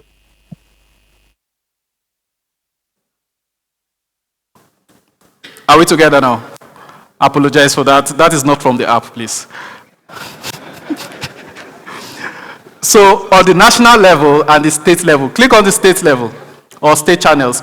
We have all states in Nigeria with their own respective channels. So when a state wants to discuss about the flood situations concerning their state, they just go to their state channel and start chatting or discussing about flood. Something is happening in an area, they discuss it and communicate to themselves, and the general public can get to see this, so information is passed. Again, remember, only verified people can chat. Unverified persons can only view the chat. We have the section to expand this verification across our stakeholders. I hope I'm not missing anything. Jonathan, why don't you come on stage? Let's discuss about the next section. So on this app, we have also created something called the NIHSA AI. So we created an AI system in the app, putting in perspective of our users who would want to ask questions about hydrology, about the app itself, about the forecast, and possibly they do not know how to navigate through the app, but they have it. Now they want to ask questions. We have an AI system embedded in the app where you can ask questions about flooding and it will respond to you. This is a big... Jonathan, are you coming? I'm signing in again. So Okay, let me please, put in the please do password. that. Speaking on that, it's a very important point. So, still regarding the AI, only those who are signed in can ask questions about the AI. Now, we have different sections of signing in. We have the regular users, we have stakeholders level, we have partners, international, local, we have NGOs, different level of partners as well as stakeholders on the app. Sections will be granted to several stakeholders depending on their importance on this, and then the general public can get to see it. And still together on this, part of the reasons why we had to limit the AI system to only those who are signed in is because, DG permits me to say this, is because of the funding level we have. And we are trying to limit those who can chat so we can accommodate what we can afford, right? So on the AI system as well, we also limited prompts that you can ask per day. So everyone is limited to only 5 prompts per day. After 5 prompts, until after 24 hours, then you can ask again, just so we can limit what is going on. Jonathan, take us through the AI system. Okay, so this AI system has been developed to reach those who are not in our community, who are not able to read or write. We know that flood is a disaster, and most people cannot have access to the forecast. So, in order to accommodate for those people, what we did is creating an app that could actually, a section of the app that could actually help them navigate the app or use the app, get information, or learn how to respond in areas of emergencies. So, first of all, the chat system takes in your location automatically for safety purposes, and once you ask a question, it goes straight to the AI, and it responds based on hydrological data inputted. It also takes in the active flood areas so that it can give you instructions based on the area where you are. So, as I was coming, I asked one question, which areas are at the highest flood risk right now? The AI system gives me the flood report that we have put on the app right now, the one that's currently live, and based on my location, it gives me some requirements that I should take into account. So the area currently shows no flood warnings. However, there is a verified flood report at 6.5 kilometers away from Utako. Now, it gives me more guidance on all this, and... Jonathan? Yes? This is looking like it was preset up. Can you ask another question live? Let's see it. Let's see how it works. Ask a question live, and then he's actually operating it right on his tab, and he can ask a question right here. Over to you. Yeah, I would want to ask a question, but for now we have not presented the reporting platform. So let me just present the reporting platform right now. So for flood reports, if you are witnessing a flood in an area and it has not been reported in the app, you could report it and our staff will verify the report and will update it on the app, and it will be updated just as it was updated here. If we zoom into our location, there's a flood actually happening at NIHSA right now. We did it for testing purposes so that we can show how it works. So once you report for a flood, it automatically takes your location and you can select the water depth. So the depth of the water, we put it in a language that anyone could understand in the population. We put ankle depth. That means the water is reaching your ankle. The knee depth, maybe at your knee, waist, chest, and when it's impassable means it's really, really high and you can't actually pass through the area. So let's select waist depth. You could put in a description of what you see, but to facilitate the task, what we did is we added media input. So for the media input, the user could take a picture. You'll access the camera. Oh, that's my face, sorry. You could take a picture and it will be submitted. You could record a video of what is happening. Again, my face, sorry. So here's a video of David, and the video is limited to 60 seconds. After 60 seconds, it does not upload. So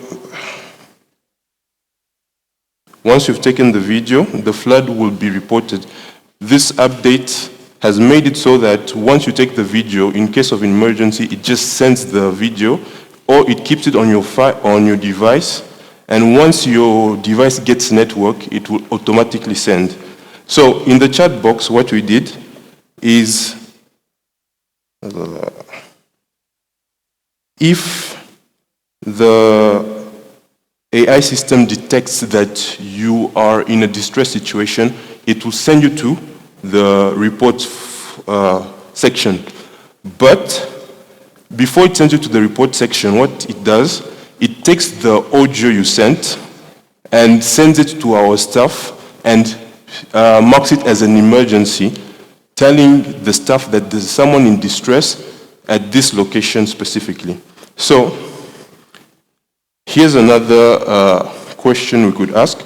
I'll use voice input to ask the question. Okay, I won't ask the question, but I will ask the AI to help me report a flood. I need to report a flood at my current location. What do I do? So it takes some time due to infrastructure. Okay. Yeah, it's internet issues, but I need to report a flood at my current location.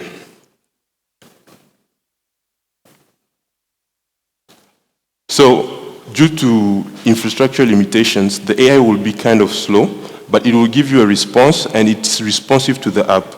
So once it detects that I'm in distress, what it does is it will send my audio to the staff and it will give me guidance. Here it sent me automatically to the report section so that I can put in a video or a picture of what's happening, but it already selected something for me and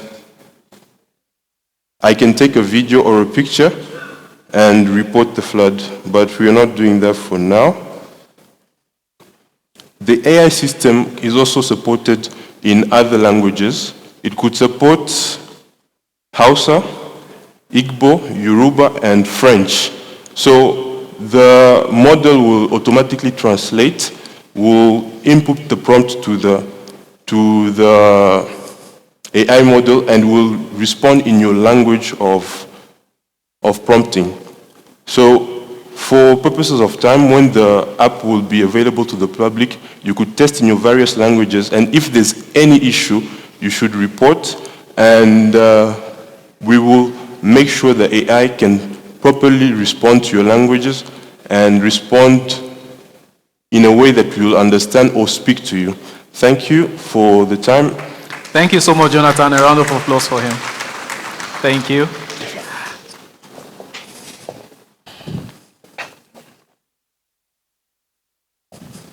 So that's the section on the NIHSA AI. Now he discussed a lot about alerts. Now on the section of flood, of report flood, here, colored in red, just like he said, you can report flood incidents quickly and send to the back end. When this is sent, it does not just appear on the app. It is reviewed at the back end and confirmed that it is actually flooding before posted for the public to see. Now, on this, you can search your location. Just in case you're not seeing your location quickly, you can search your location and get to see. And you can also sign in. Let me sign out. I'm trying to wrap up quickly. You can also sign in at the NIHSA Flood Intelligence. If you have not signed in before, you can register, indicate that you're a flood marshal. If you want to be part of the NIHSA flood marshal system, agree to terms and conditions, and create account.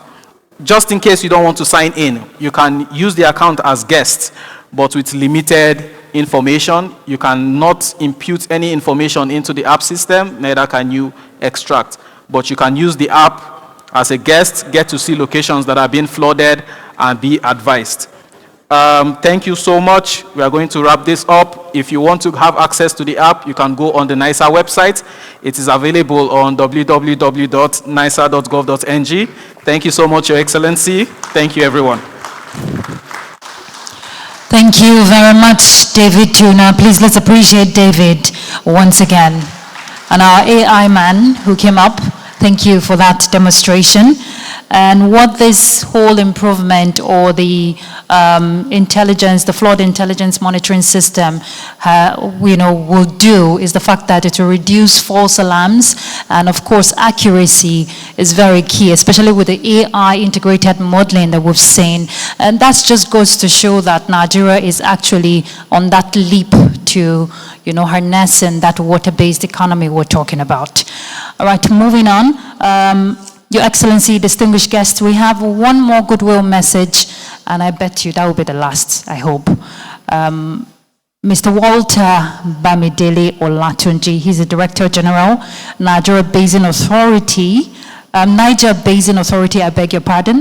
Just before he comes up, I'd like to quickly recognize the MD, Hadija Jamari, River Basin Development Authority, Mr. Tijani Musa Isa. Thank you for joining us, sir. Thank you for being here. All right, so if Mr. Walter Bamidele Olatunji is ready, please let's have your remark quickly.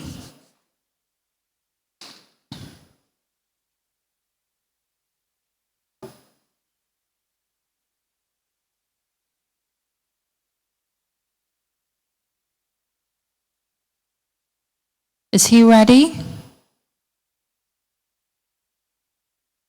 I'm made to understand he's been waiting. And while we're waiting for that, we'd like to recognize Mr. Abdulhamid Umar, National Project Coordinator, Akrizel. Thank you for being here.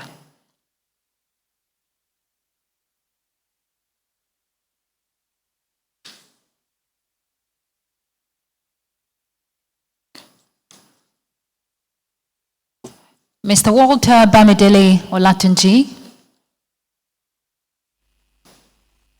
I bet you it's going to be really concise, his remarks.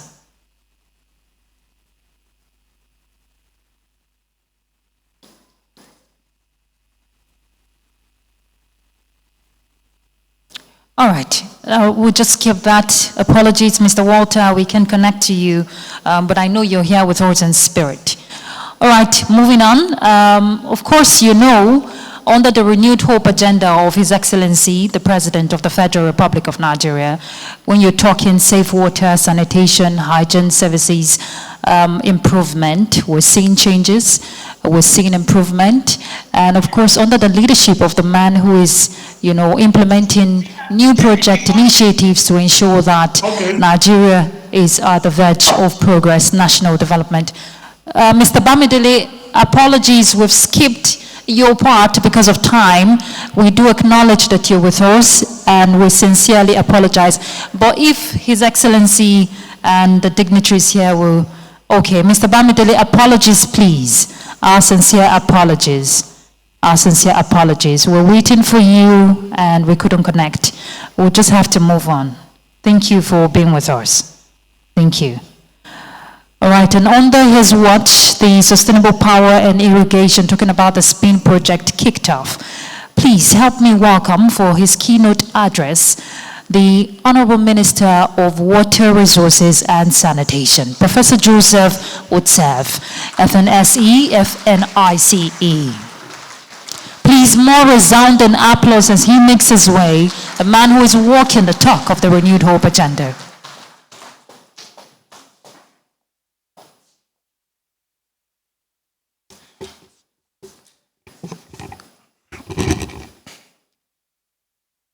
His Excellency, the President and Commander-in-Chief of the Armed Forces of the Federal Republic of Nigeria, Bola Ahmed Tinubu, here represented by my brother, the Minister of Environment, Honorable Balarabe Abbas Lawal, the Honorable Minister of Livestock Development, who has been very instrumental to this country, Alhaji Edi Mutar, the representative of the Minister of Women Affairs here with us, representatives of this Honorable Speaker of the House of Representatives is here with us, governors, representatives that are here with us, the Chief of Army Staff, Chief of Defense Staff, representatives that are here with us, the representative of the DSS that is here with us, all directors of the Federal Ministry of Water Resources under the leadership of the Permanent Secretary, Federal Ministry of Water Resources and Sanitation, Dr. Omobong. He is represented by the Director, River Basin Development Authority, my sister, Christy Udu, and other staff of the ministry that are here present, all the heads of agencies that are here present with us, especially NEMA represented, NIMET, and the co-host of this occasion, the Director General of NIHSA, who is doing wonders in the methodological world. Our development partners that are present here, stakeholders, the press, ladies and gentlemen. We all know the importance of water. Many speakers have come on board and have done justice to the reason why we are alive and the reason why Federal Ministry of Water Resources and Sanitation is very critical as it manages the water resources of this country. The availability of water is very important, but in a situation whereby its excess or its shortage becomes a problem. And it's in line with that we are here today to look at issues that arises when there are challenges of water management in our dear country, Nigeria. So it is my honor and privilege to address you today at the presentation of the 2026 Annual Flood Outlook with the theme, Smart Water Resources Management, Moving from Oil to Water-Based Economy. One might not actually understand what that means, but when the Minister of Livestock came on board, he tries his best to do justice to what we are here and what that means.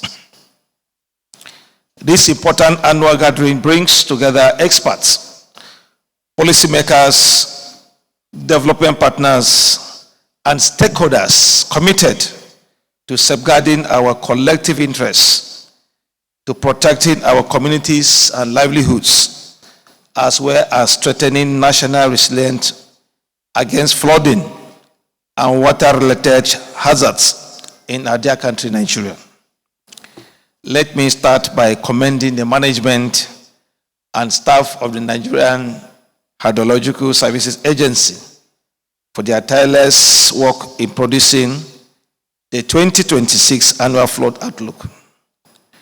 This technical document continues to serve as a vital planning tool for government institutions, state authorities, stakeholders, farmers, disaster managers, and communities across the country in abating climate-induced disasters.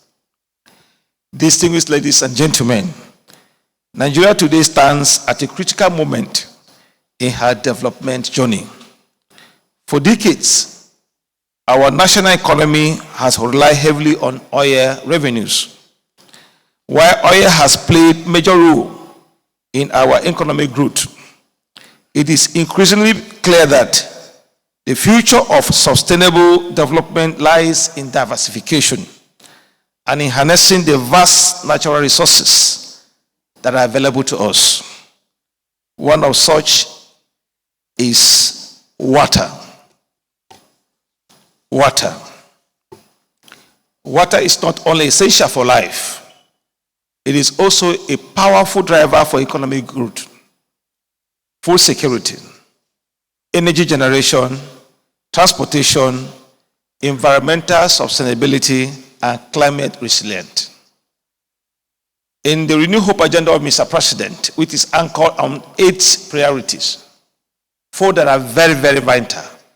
We talk about job creation, food production, build an inclusive government, and bringing on board the generation of power. All these four key pillars.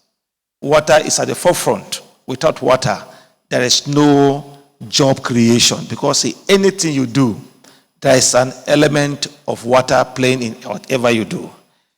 No food production, no livestock development without water.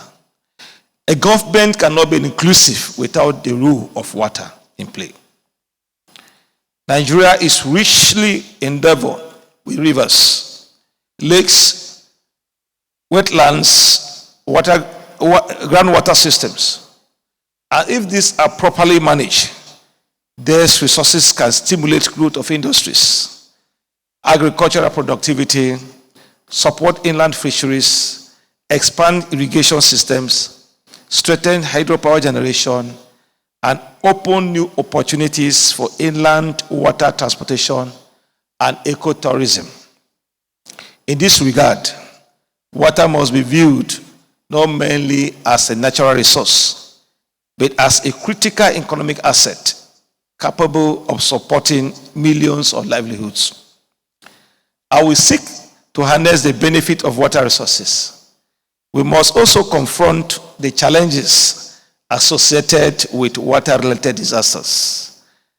Today we are talking about flooding, we talk about drought.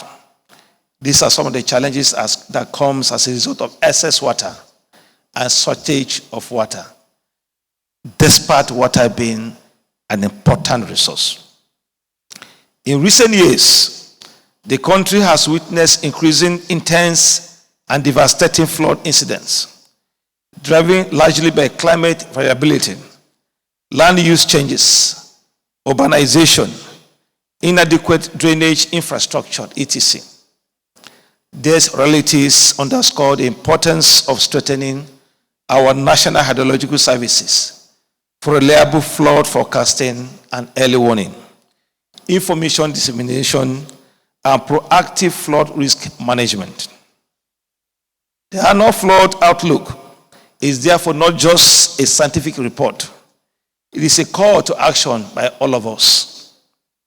As the AFO provides evidence-based predictions that enable the government, stakeholders, agencies, state authorities, local governments, and communities to prepare ahead of flood season, we must be early in taking this information to save lives, protect infrastructure, and reduce economic losses. As part of the federal government commitment to improving flood forecast and preparedness, it is modernizing the national hydrological monitoring networks. As we are witnessing today, a lot of innovations has been done in the Ministry of Water Resources and Sanitation under the leadership of NIHSA, has been presented today. I believe by the end of today's presentation, A lot of enlightenment will be given to Nigerians on how to use the dashboard and some certain innovations that we have bring on board so that we can alleviate some challenges that we are having in terms of flood and other natural disasters. This involved the deployment of automated river gauge stations, improved data collection systems, advanced hydrological modeling techniques that will enhance the accuracy and timeliness of flood forecasts. In addition, we are strengthening collaboration with the Nigerian Meteorological Agency, NIMET, to ensure better integration of weather and water information. This partnership is critical for delivering a reliable forecast that support farmers, disaster managers, urban planners, and other key sectors of the economy. Equally important is the expansion of early warning monitoring equipment that ensure that critical hydrological information is collected, processed, and reaches the vulnerable communities in a timely and understandable manner. When the presenters of the BICE were making their presentation, they went to the extent of talking about languages, that in several languages you can present your report and the responses can be given by the interpretation of the reports presented to the managers of this dashboard. Forecasts alone, for this reason, are working closely with NIMET, National Emergency Management Agency, NEMA, state emergency management agencies, development partners, and organizations, as well as local authorities, to improve communication channels and community-based preparedness mechanisms. Distinguished participants, smart water resources management is at the heart of our long-term strategy. This means adopting modern technologies, data-driven planning, and integrated basin management approaches that optimizes the use of the available water while minimizing risk.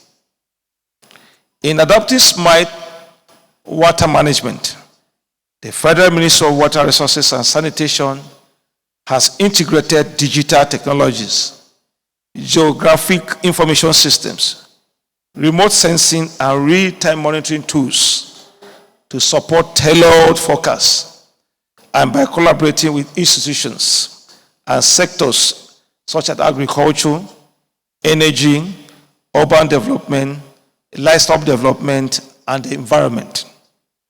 The ministry is also implementing policies and programs that promote integrated water resources management, strengthen dam safety and reservoir operations for effective flood management in our dear country, Nigeria. Ladies and gentlemen, the 2026 flood forecast being presented today provide us with the following general highlights. One is the high flood risk areas that will likely occur in the year 2026. In the year 2026, 14,118 communities in 266 local government areas in 33 states and FCT fall within the high flood risk areas. The states are Abia, Adamawa, Anambra, Bauchi, Bayelsa, Benue, Borno, Cross River, Delta, Ebonyi, Edo, Enugu, Gombe, Imo, Jigawa, Kaduna, Kano, Kebbi, Kogi, Kwara, Lagos, Nasarawa, Niger, Ogun, Ondo, Osun, Oyo, Plateau, Rivers, Sokoto, Taraba, Yobe, Zamfara, and the FCT.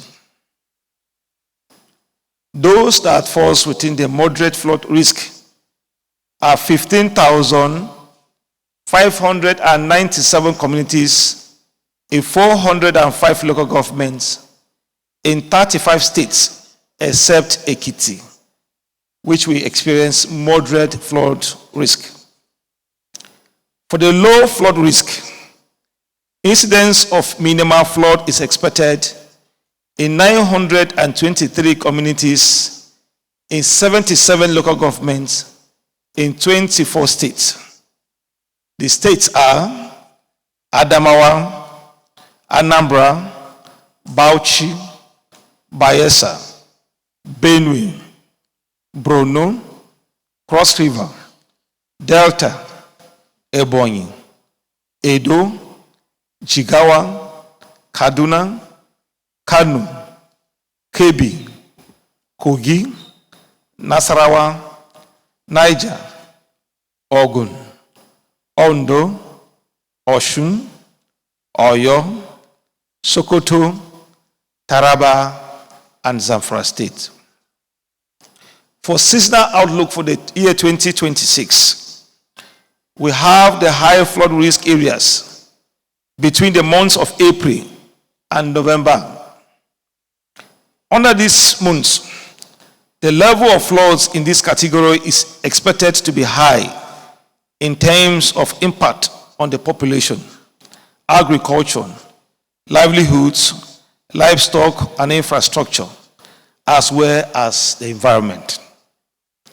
This year, 9,021 communities in 188 local governments across the country fall within the high flood risk areas in the months of April, May, and June, while 14,158 communities in 263 local governments in the months of July, August, and September, while 11,575 communities in 224 local governments in the months of October and November 2026 are within the high flood risk zones.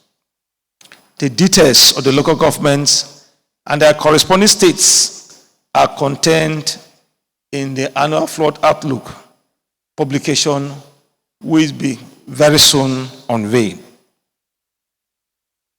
For the moderate flood risk areas between the months of April and November 2026, floods are expected in 8,225 communities in 228 local governments within the months of April, May, and June, while 15,621 communities in 407 local governments within the months of July, August, and September, while 9,263 communities in 272 local governments within the months of October and November 2026 will be experiencing moderate flood risk.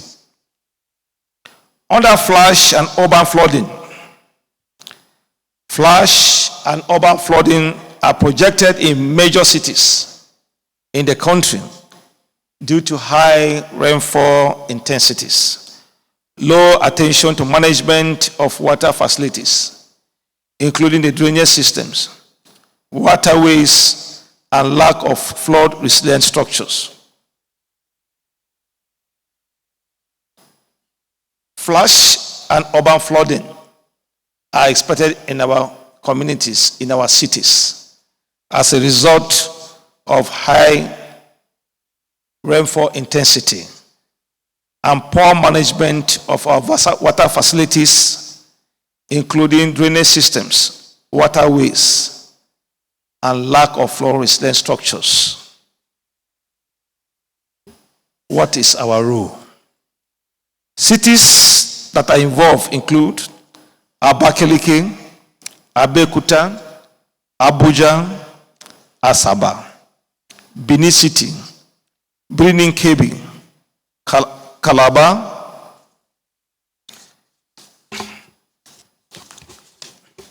Ibadan, Kaduna, Kano, Lagos, Makurdi, Nguru, Onitsha, Osogbo, Port Harcourt, Sokoto, Warri, and Yola, among others, are to experience these categories of flood incidents.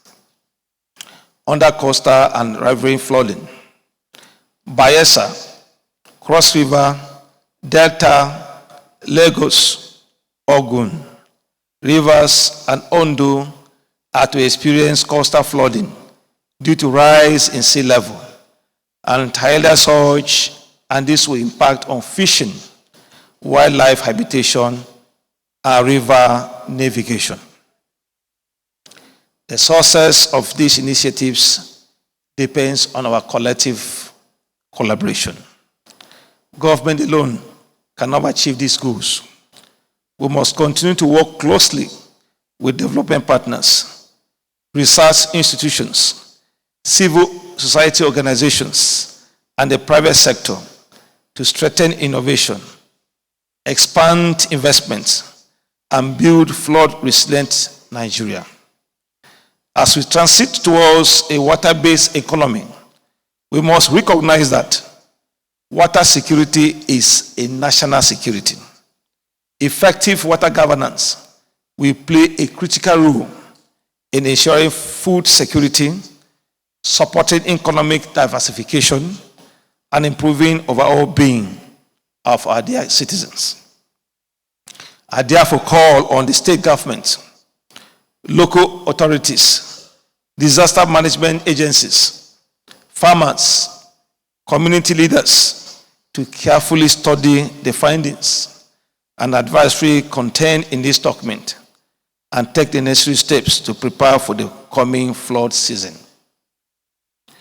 Furthermore, we are encouraging state governments to integrate flood risk considerations into land use planning, urban development, and infrastructure design. Floodplains must be properly managed, drainage systems must be improved, and communities must be empowered to adapt to changing climate conditions. Preparedness remains the most effective strategy for reducing flood risk. When we plan, we protect lives, safeguard infrastructure, and preserve economic gains. My sincere appreciation goes to our dear President, His Excellency Bola Ahmed Tinubu CFR, for his support for ensuring that the Federal Ministry of Water Resources and Sanitation and our agencies that are saddled with the responsibility of preparing this document and enlightening Nigerians to keep abreast of the management practices of our water sources and ensuring that Nigerians has the well-being that he promised. My appreciation goes also to NIHSA, our agency that is leading this advocacy. All ministries, departments, and other agencies that are also supported in this drive, we appreciate them. Our stakeholders and other critical development partners, civil society organizations, and the press, we thank you so much. We appreciate you for the work that you are doing in propagating this information to Nigerians. Let us commit to building a safer, more resilient, and more water secure Nigeria. I thank you, and God bless the Federal Republic of Nigeria.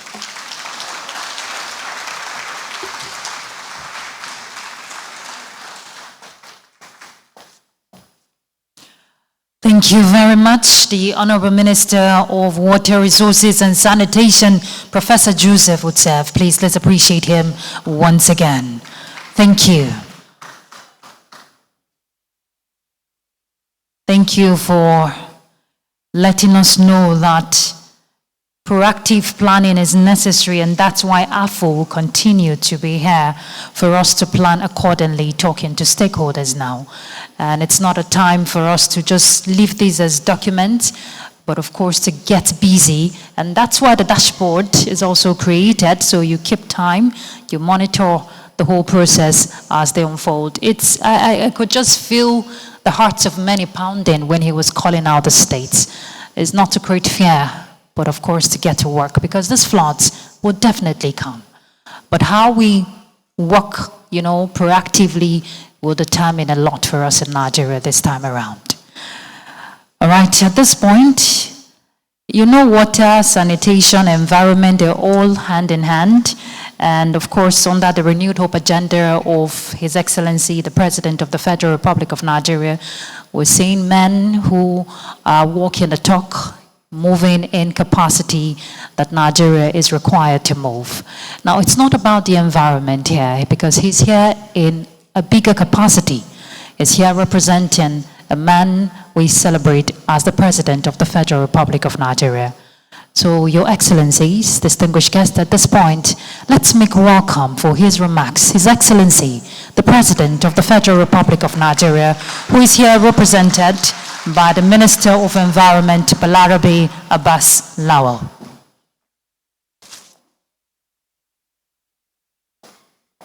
Thank you very much, the MC, for the introduction. And I want to sincerely thank all those that have been able to make in for this very important occasion. The Honourable Minister of Water Resources, my brother, Professor Joseph Tagum. Also, the Honourable Minister of Livestock and Development, E.D. Mukhtar Maiha. The Director of the Chief of Defence Staff, Air Vice Marshal Aisani. Director of the Chief of Army Staff, Brigadier General K.C. Uwa. DGs and CEOs that are here, Head of Personnel of all ministries and agencies that are here, particularly the DG of NIHSA, who is the chief host, and the DG of Water Resources Institute, which is also very important to this occasion, and NEMA that are here also, Permanent Secretary that are represented here, members of the Tukelco and other partners that are with us here, distinguished gentlemen and members of the press. I'm wearing two caps today. The first one is the cap that I've been asked to do by the President, and the second one is the cap of the Minister of Environment.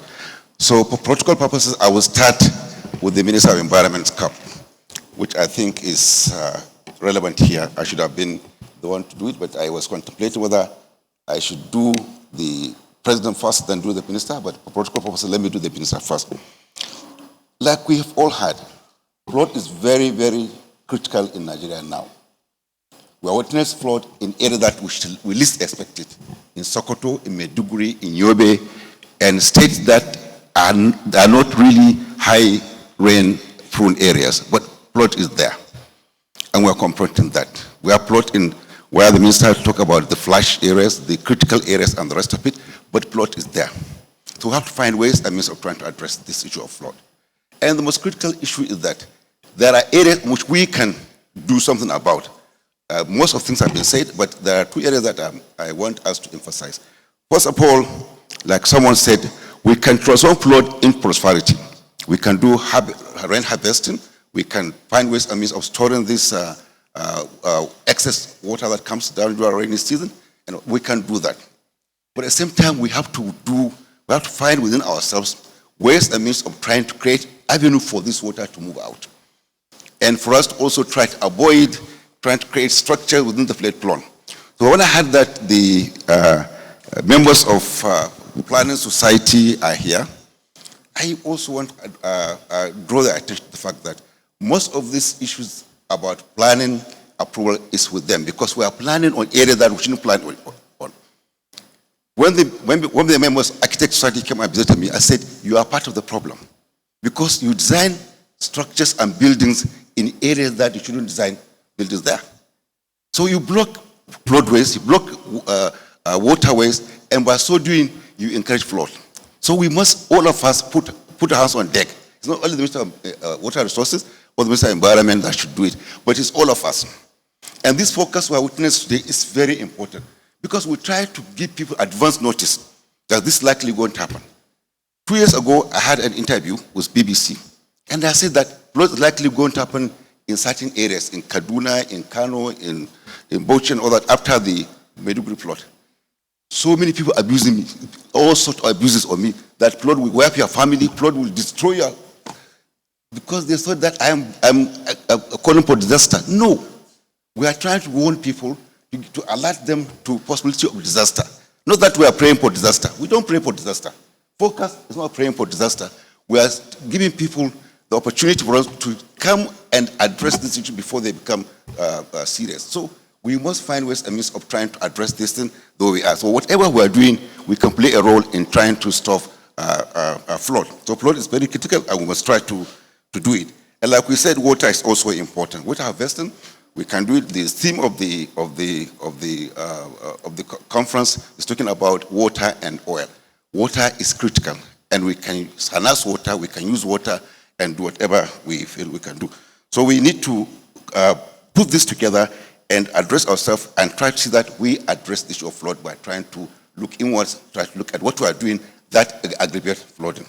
And I want to sincerely thank the Ministry of Water Resources for this, and they have been doing that every year. So with this, let me go straight to because I've been here for a long time, I'm sure most of us are a little bored.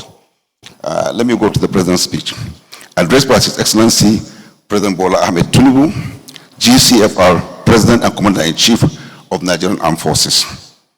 I have already done the protocol, so let me just continue the speech. So whatever I said here is from the President. Today marks a significant milestone in our administration. At the outset, we encapsulate our development priorities as 8-point agenda, one of which is to enhance food security. To achieve self-sufficiency in food production, my administration identified the Ministry of Water Resources and Sanitation as pivotal to this objective. Therefore, all necessary policies and programs were put in place, and silent challenges were also identified. One of these challenges is flooding. Part of our nation has been experiencing devastating floods for decades. To address these challenges, we initiated critical policies and programs. These programs were targeted flood control projects executed across all the states. The states that are considered flood hotspot, notably Adamawa, Taraba, Benue, Kebbi, Niger, Nasarawa, Kogi, and Edo State.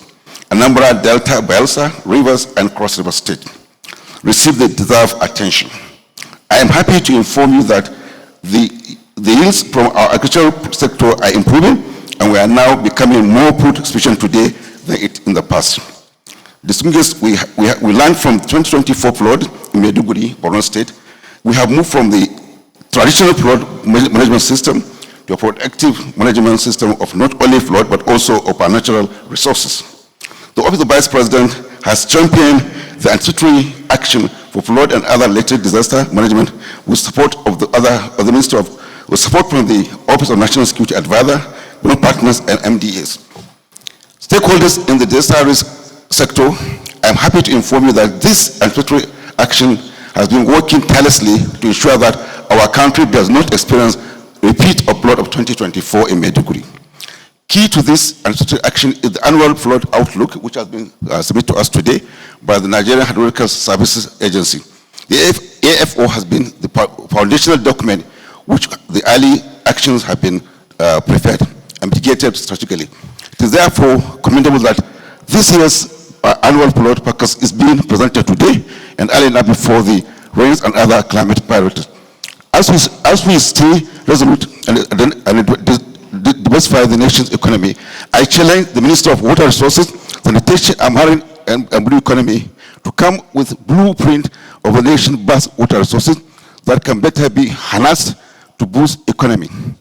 I dare say that Nigeria can transform from an oil-dependent economy to a more diversified and robust economy with the effective utilization and management of our abundant water resources. I'm confident that 2026 annual flood outlook has provided the required impact-based information for all the states of the Federation and the Federal Capital Territory and the 77 local government areas to activate preparedness, response, and evacuate mechanisms against flooding. Let us all work together to make Nigeria a flood-safe nation and to protect our environment and natural resources and build resilience for our vulnerable population and communities impacted by peril of flood. Like I said, flood has always been a very significant part of Nigerians' problem, and I thank you all I thank you all. May God bless the Federal Republic of Nigeria. So this is the presidential speech, but like I emphasize, we must try to address flood. It's an important issue, and it is here with us. And the more we try to avoid it, the more we try to say it's not there, the more it comes. It is because of climate changes, because of other impact of our social activities, blocking waterways, planning wrongly, and trying to also build on areas that we shouldn't build. I always give the example of my experience in Jos. Just when I was young, I was in Jos. There was an area that we used to go and play. It's a waterway that passed through Jos town. We used to go and play and put our small boats inside. But when I went there 3-4 years after, the place was completely built up. And about 3 years also, there was a devastating flood in Jos that almost killed a large number of people. This is because of the fact that that waterway has been closed, and we need to continue to make sure that we keep these floodplains, floodwater plains open. This is important for us, and this is the only way we can prevent flood from happening in Nigeria. And like I said, we are now seeing flood in places that we shouldn't see it. Like I said, in Sokoto, for example, in Maiduguri, this is because of human action. Previously, we used to have pond, what they call Kudupe in Hausa. This Kudupe was supposed to actually be a reservoir for excess rain when it comes down. But we found that they have all been blocked now by buildings, by structures and all that. And in so doing, we are creating future flood for ourselves. So we must find ways and try to address this. And the only way we can do is that we can turn flood into prosperity. We can turn this water that comes in, store it, and use it for dry season farming, which I think is what we should do. And I want to thank you very much for this. And on behalf of the President, I want to appreciate and sincerely thank the Minister of Water Resources, have been doing very well, the Professor, and also NIHSA that has also been in the forefront of this. But what I want to emphasize is that we must have collaboration between the ministries that are directly responsible. The Ministry of Environment, we also do our flood focus, and the Ministry of Aviation also does something like that, and also the Ministry of Agriculture and Ministry of Livestock who is here. So we must have this continuous collaboration between these ministries. We have collaboration between the Ministry of Water Resources and the Ministry of Environment in many areas like Akrisal, who is here, and we have done quite a lot in trying to address this. And the success, what has happened in Kaduna, is something that we should go and see. Because Kaduna used to be pervaded by flood, particularly around the GBA area. But since the time that Akris moved there and did some waterways expansion and all that, there is no flood in Kaduna last year, and I hope there won't be any this year. So we need to address the state governors, and I hope that most of them are represented here, even the local government and the communities. We need to engage them and try to make them to understand that flood, we can aggravate it. The rain will come in, we can't stop the rain from coming in, but we can aggravate flood because of our action. So we need to do a lot. If we clear, Kaduna has shown that clearly that by taking proactive measures, they'll be able to prevent flood last year, and I believe they will do it this year because what they have done is something that can stay for a long time, and they will continue trying to maintain it. So I want to appeal to all of us that we need to look at flood as a very important critical issue. We lose a lot of property, we lose human beings, we lose our crops and animals, so we must try to address it the way we are. Thank you very much, and I wish us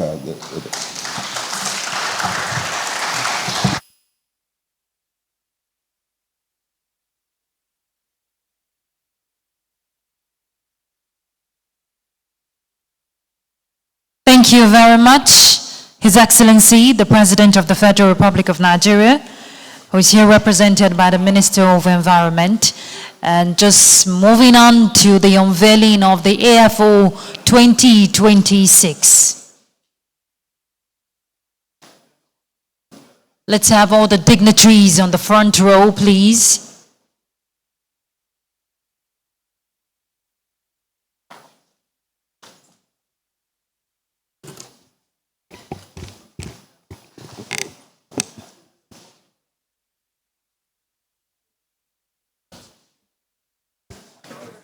just dignitaries on the front row, please.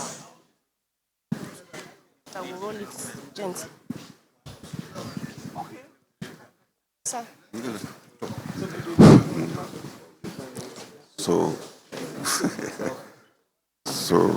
so this is what.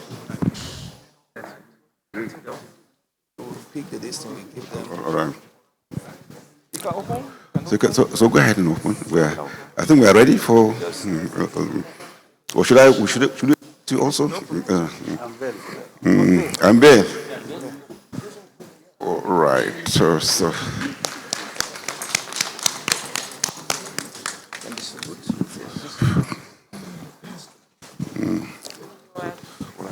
I'm taking many. Thank you.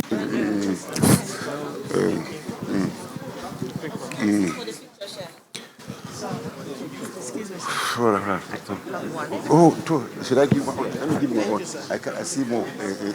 That's all right.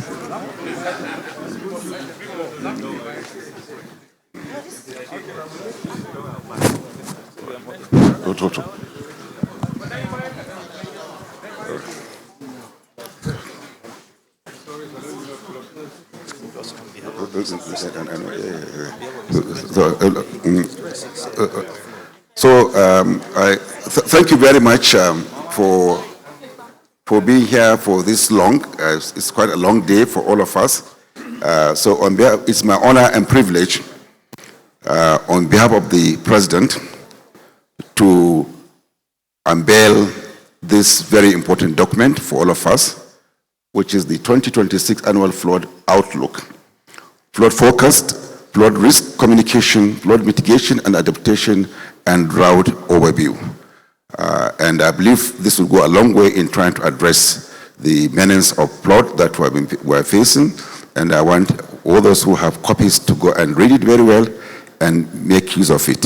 And I strongly believe that this will go a long way in trying to address the issue of flood in this country. So I want to thank all of you on behalf of the President, and to thank the Minister of Water Resources, my brother, the Minister of Livestock, and all the distinguished guests that are here, our partners, I would say collaborators, because in the positive manner, those who are collaborating with for this. Yes. So I want to thank you very much, and I hope that we use this, especially.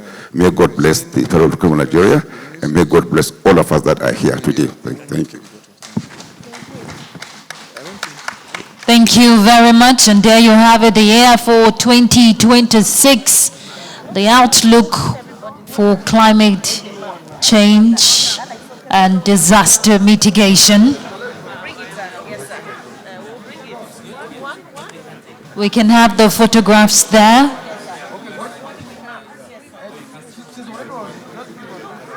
And beyond documentation, of course, it is a call for action for early warning, early planning to mitigate disaster.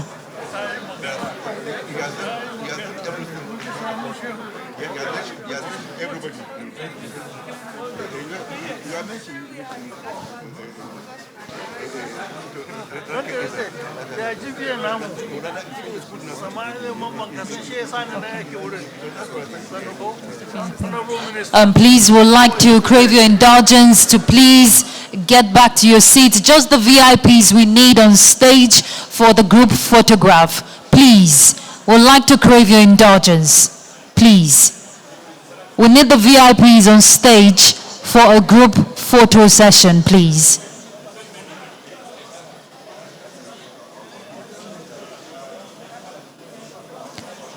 Please, just the VIPs, there will be time for pleasantries so we can have this group photograph.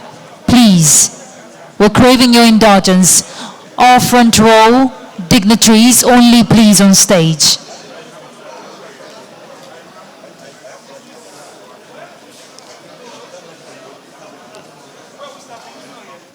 Please, for the photograph, yes sir. Please, just the VIPs on the front row for the group photograph. Yes, sir. Here.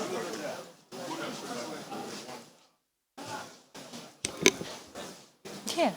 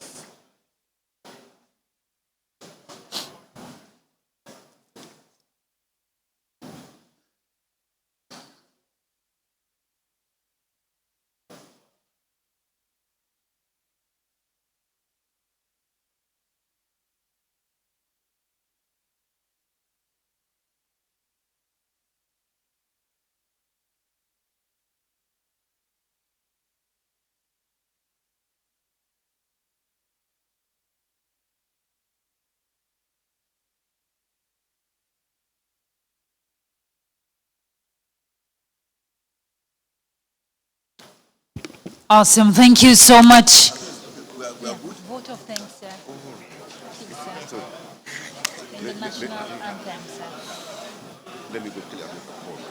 Please, just lay a little bit. All right, sir.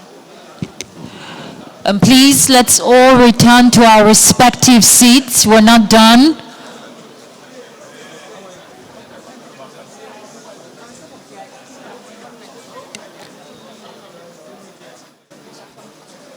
We still have to take the vote of thanks.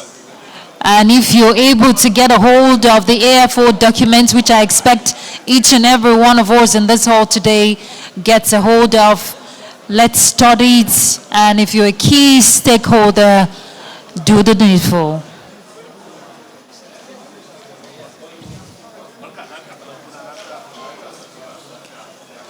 We acknowledge the presence of Dr. Umar Tankoyaka Say. We also acknowledge the presence of the Director General Tinubu Support Group, represented by Dr. Hassan Sadiq Arini.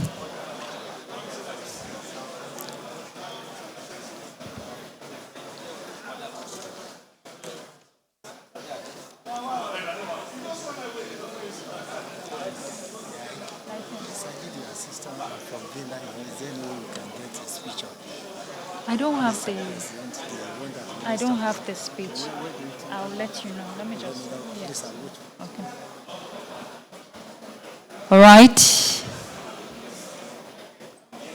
Can we welcome Engineer Dan Amodu, Director Hydro Geoinformatics, NIHSA, for the vote of thanks?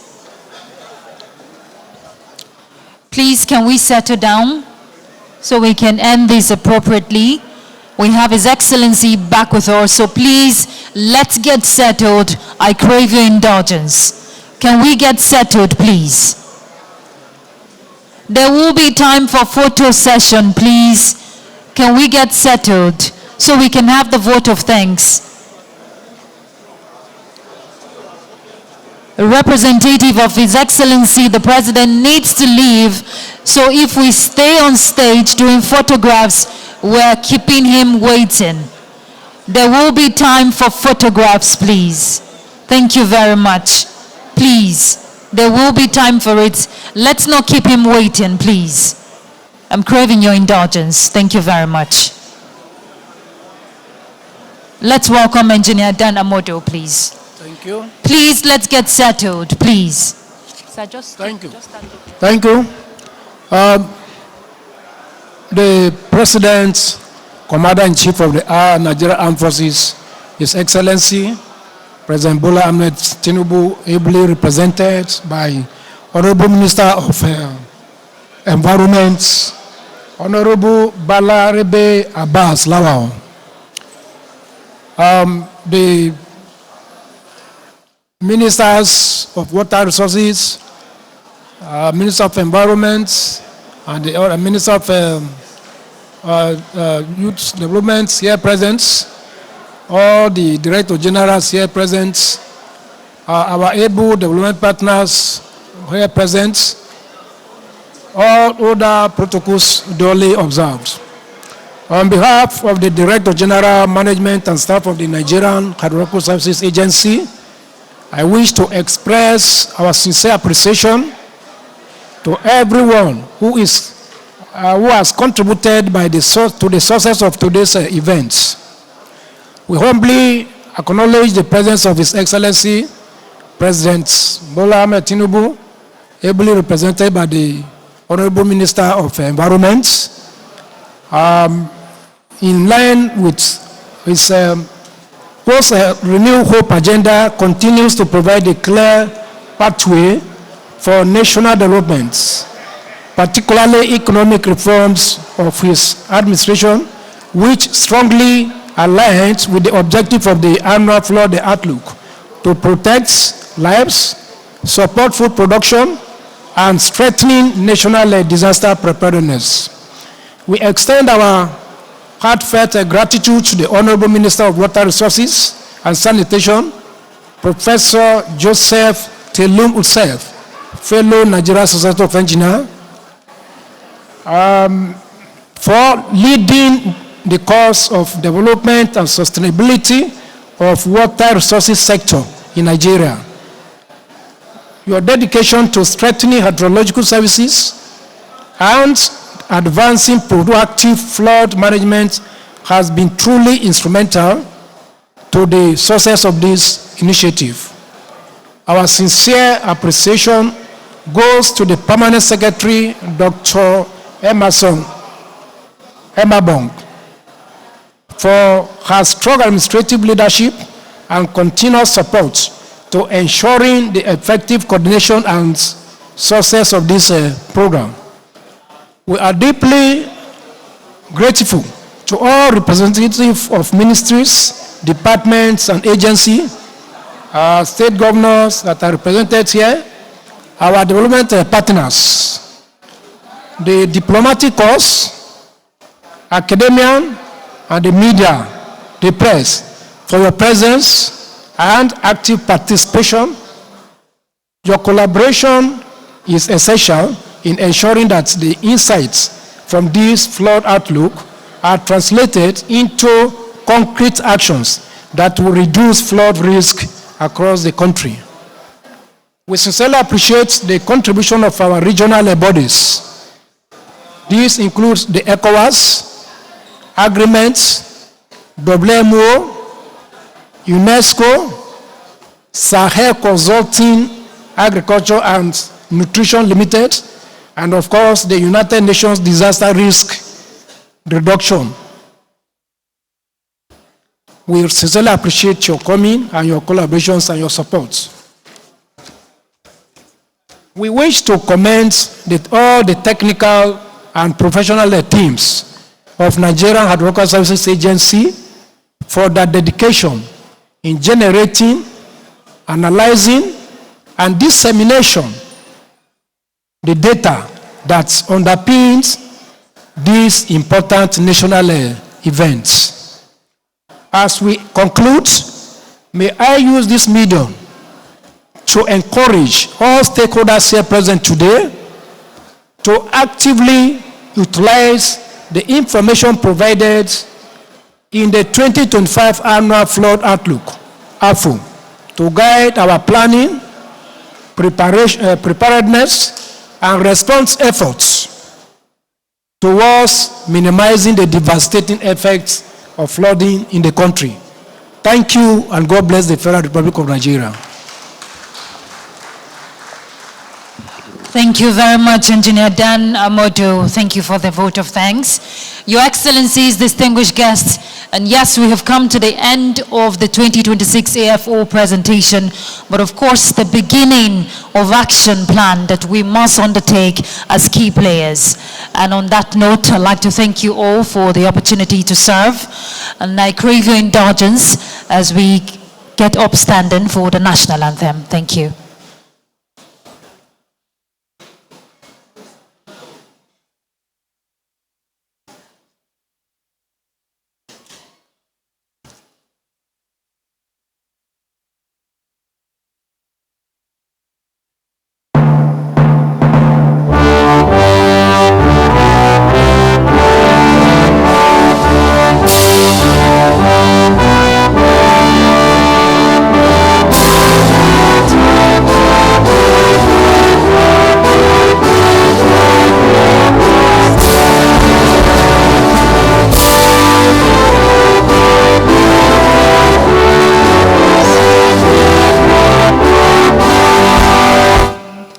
Thank you very much, and God bless the Federal Republic of Nigeria.